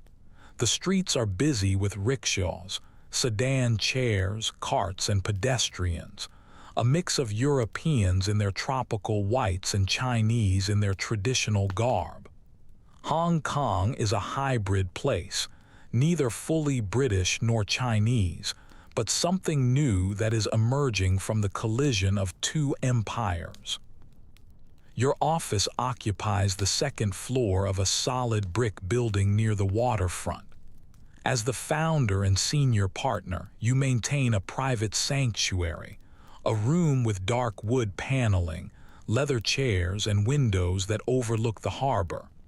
On the walls hang maps of China, shipping charts, and a portrait of Queen Victoria. Your clerk brings in the latest correspondence, letters from London, invoices from suppliers in India, and reports from your agents in the treaty ports. Business continues its steady rhythm, regardless of wars and treaties. One envelope catches your attention, addressed in a familiar hand. Opening it, you find a letter from an old acquaintance, William Howard, who is now a diplomat attached to the British legation in Peking. My dear Barrett, it begins. I write to you from the aftermath of our glorious victory, though I confess that glory feels in short supply amid the ashes of the summer palace. Perhaps it is my advancing years that are making me sentimental, but I cannot take the satisfaction in these events that our countrymen seem to expect. Howard goes on to describe, in private terms that are far different from the newspaper accounts, the looting of the imperial collections and the subsequent burning of the buildings. He writes of priceless artifacts, jade carvings, porcelain from dynasties past, ancient scrolls, and golden statues that were either carried off by the soldiers or destroyed in the flames. One might argue that it was necessary as a punishment for the Chinese treatment of the prisoners, Howard continues, but I cannot help but feel that we have obliterated something that is irreplaceable. These were not merely Chinese treasures, they were world treasures. Future generations may judge our actions very harshly. You set the letter down, troubled by its contents, yet grateful for Howard's candor. Few Britons in China would express such doubts, at least not publicly. Empire requires certainty, not moral qualms. Your reverie is interrupted by a knock. Your foreman, Liang, enters. He is a capable Chinese man who has worked for your company for 15 years, rising from a simple dock worker to a position of significant responsibility. The shipment from Calcutta has arrived, Mr. Barrett, he reports. The tea exports are ready for the London Clipper, and the silk from Suzhou awaits your inspection. You thank him and ask about his family. His oldest son has recently begun working for a British bank, one of the new generation of Chinese who are adapting to the foreign presence, learning English, and adopting Western business methods. He does well, Liang says with a cautious pride, but some call him a collaborator. And what do you think? Liang chooses his words carefully. I think that China is changing.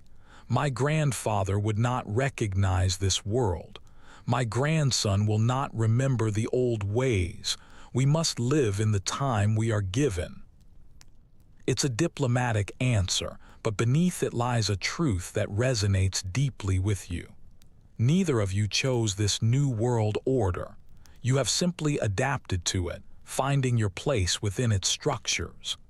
After Liang leaves, you find yourself drawn to the window again, watching the harbor traffic. A Royal Navy warship rides at anchor, a visible reminder of the force that undergirds Britain's commercial expansion. Merchant ships are loading and unloading, transferring goods between the continents.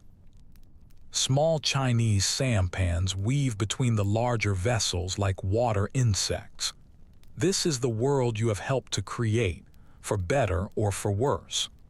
A world where British gunboats force treaties on ancient empires, where opium flows legally into China, enriching British merchants while addicting Chinese citizens, and where Hong Kong flies the Union Jack over territory that was Chinese for thousands of years. The rest of the day passes in routine business matters. By late afternoon, you decide to take a sampan across the harbor to Kowloon, which was recently acquired by Britain under the Convention of Peking. You want to see this new addition to the colony firsthand, before your son's consortium begins its development plans. The sampan delivers you to a simple pier on the Kowloon side. Unlike Hong Kong Island, with its growing British infrastructure, Kowloon remains largely Chinese in character. Villages, small farms, and simple buildings. This will all change rapidly now that it is under British control.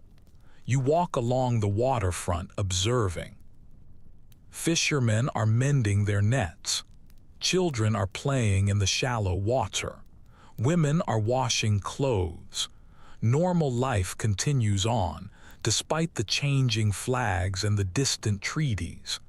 An old man is sitting on a boulder near the water's edge, smoking a pipe and gazing out toward Hong Kong Island. Something about his weathered face and his dignified bearing catches your attention. "May I join you?" you ask in Cantonese, which is not fluent but serviceable after your many years here. He looks surprised to hear a European speak his language, but he nods his assent. You introduce yourself simply as Thomas, a merchant. He gives his name as Chen, a fisherman, though these old bones don't go out on the water much anymore. For a while you sit in a companionable silence, watching the harbor traffic. Then Chen gestures with his pipe toward Hong Kong. "When I was a boy, there was nothing there but villages like this one," he says. "Now look at it. Such tall buildings, such busy streets, all in one lifetime." Much has changed, you agree. They say Kowloon will be the same soon, that the foreign devils, forgive me, the British, will build here too. They will, Chen nods, accepting this as inevitable. "My grandson works over there now," he says, pointing toward Hong Kong. "In a British company. He speaks your language better than I speak my own." He chuckles softly. "He says I should move to the city, that the future is there." "And will you?" "No." Chen taps his pipe against the rock. "I am too old to change. Let the young adapt. I will die a Chinese fisherman just as my father did." His quiet dignity moves you. This man has witnessed his entire world transformed by forces that were far beyond his control. Western imperialism, opium, war, and treaties signed under duress. Yet he maintains his identity, his connection to his traditions. "Tell me," Chen says suddenly, Is it true that they burned the emperor's summer palace? The question catches you off guard with its directness. Yes, you admit. The British and French forces burned it. Why? The single word carries the weight of genuine incomprehension. How can you explain the complex rationale, the diplomatic calculations, the assertions of Western power? In the end, you opt for the official justification. Some British and French envoys were captured and tortured. The burning was meant as a punishment. Chen absorbs this. So, because a few men were mistreated, they destroyed treasures that belonged to all Chinese, treasures that were created by our ancestors over centuries. Put that way, it does sound disproportionate, even to your own ears.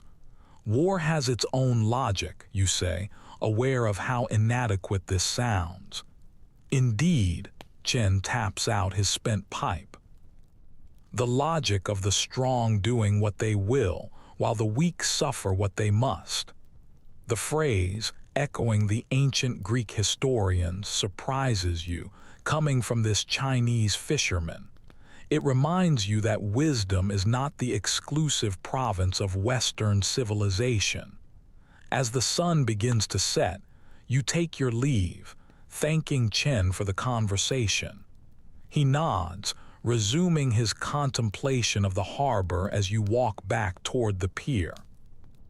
That evening, dining alone on your veranda, you reflect on the day's encounters. Your son's enthusiasm for the new commercial opportunities, Howard's troubled letter about the summer palace, Liang's careful navigation between two cultures, and old Chen's dignity in the face of such upheaval. These are all different perspectives on the same historical moment. The Second Opium War is ending, just as the first one did, with China being forced even further open to Western influence and commerce. The immediate winners and losers seem clear, but history's final judgment on the matter, that remains to be written. You sip your port, watching the lights twinkle on in the harbor as darkness falls. You have lived through remarkable times, witnessed the forcible opening of the world's oldest continuous civilization, and participated in the expansion of British power to its zenith. Your personal fortunes have risen with the empire's reach. Yet doubts linger. Reports from the mainland speak of a growing unrest.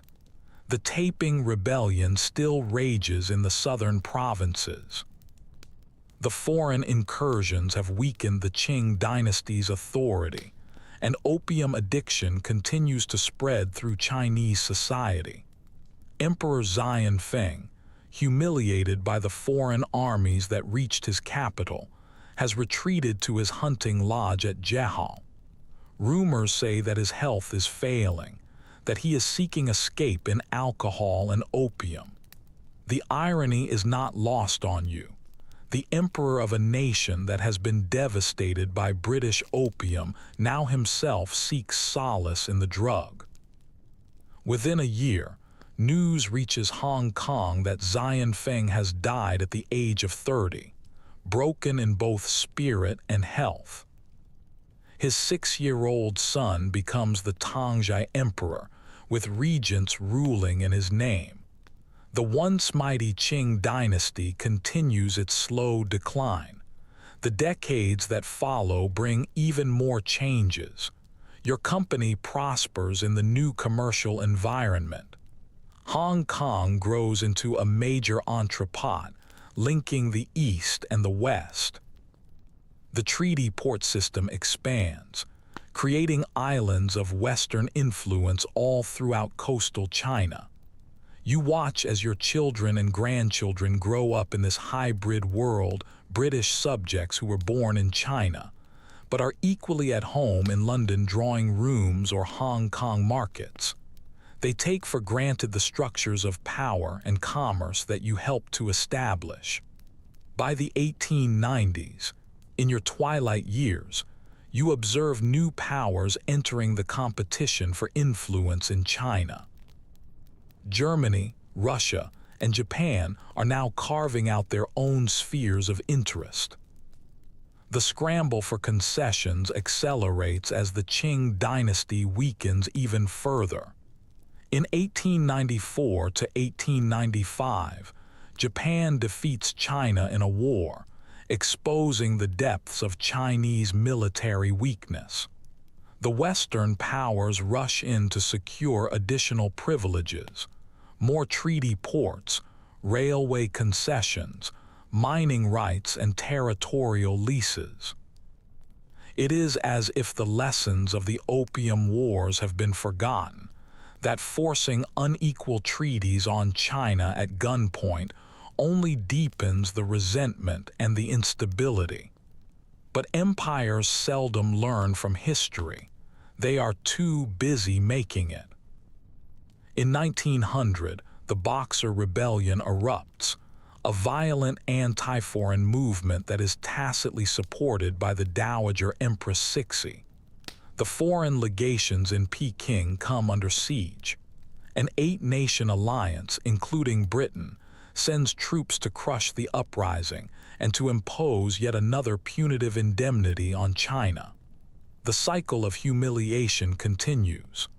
By 1907, in the final year of your long life, you witness one change that offers a glimmer of hope. Britain and China sign an agreement to gradually reduce the opium trade. After decades of forcing opium on China, the Western powers have finally acknowledged the devastating impact of the drug. It is too late for the millions who are already addicted, too late for the social fabric that has already been torn. But perhaps it is not too late for future generations. On your final evening, seated in your favorite chair and overlooking the harbor that you have watched for half a century, you dictate a letter to your youngest granddaughter in London. She has asked about your life in China, about how Hong Kong came to be British, and about your role in it all. How do you explain the complex legacy of the Opium Wars to a child? The commercial interests, the cultural misunderstandings, the gunboat diplomacy, the unequal treaties, and the decades of resentment that they sowed. My dear Elizabeth, you begin. You ask how Hong Kong became British. The simple answer is that we took it by force through a war. But the true answer is more complicated. You dictate late into the night, trying to convey both the triumphs and the costs of empire, the prosperity it brought to some and the suffering it brought to others, the cultural treasures that were preserved and those that were destroyed, the fortunes that were made and the lives that were ruined. History will judge us, you conclude, perhaps more harshly than we judge ourselves. Remember that empires rise and fall, but human dignity remains constant.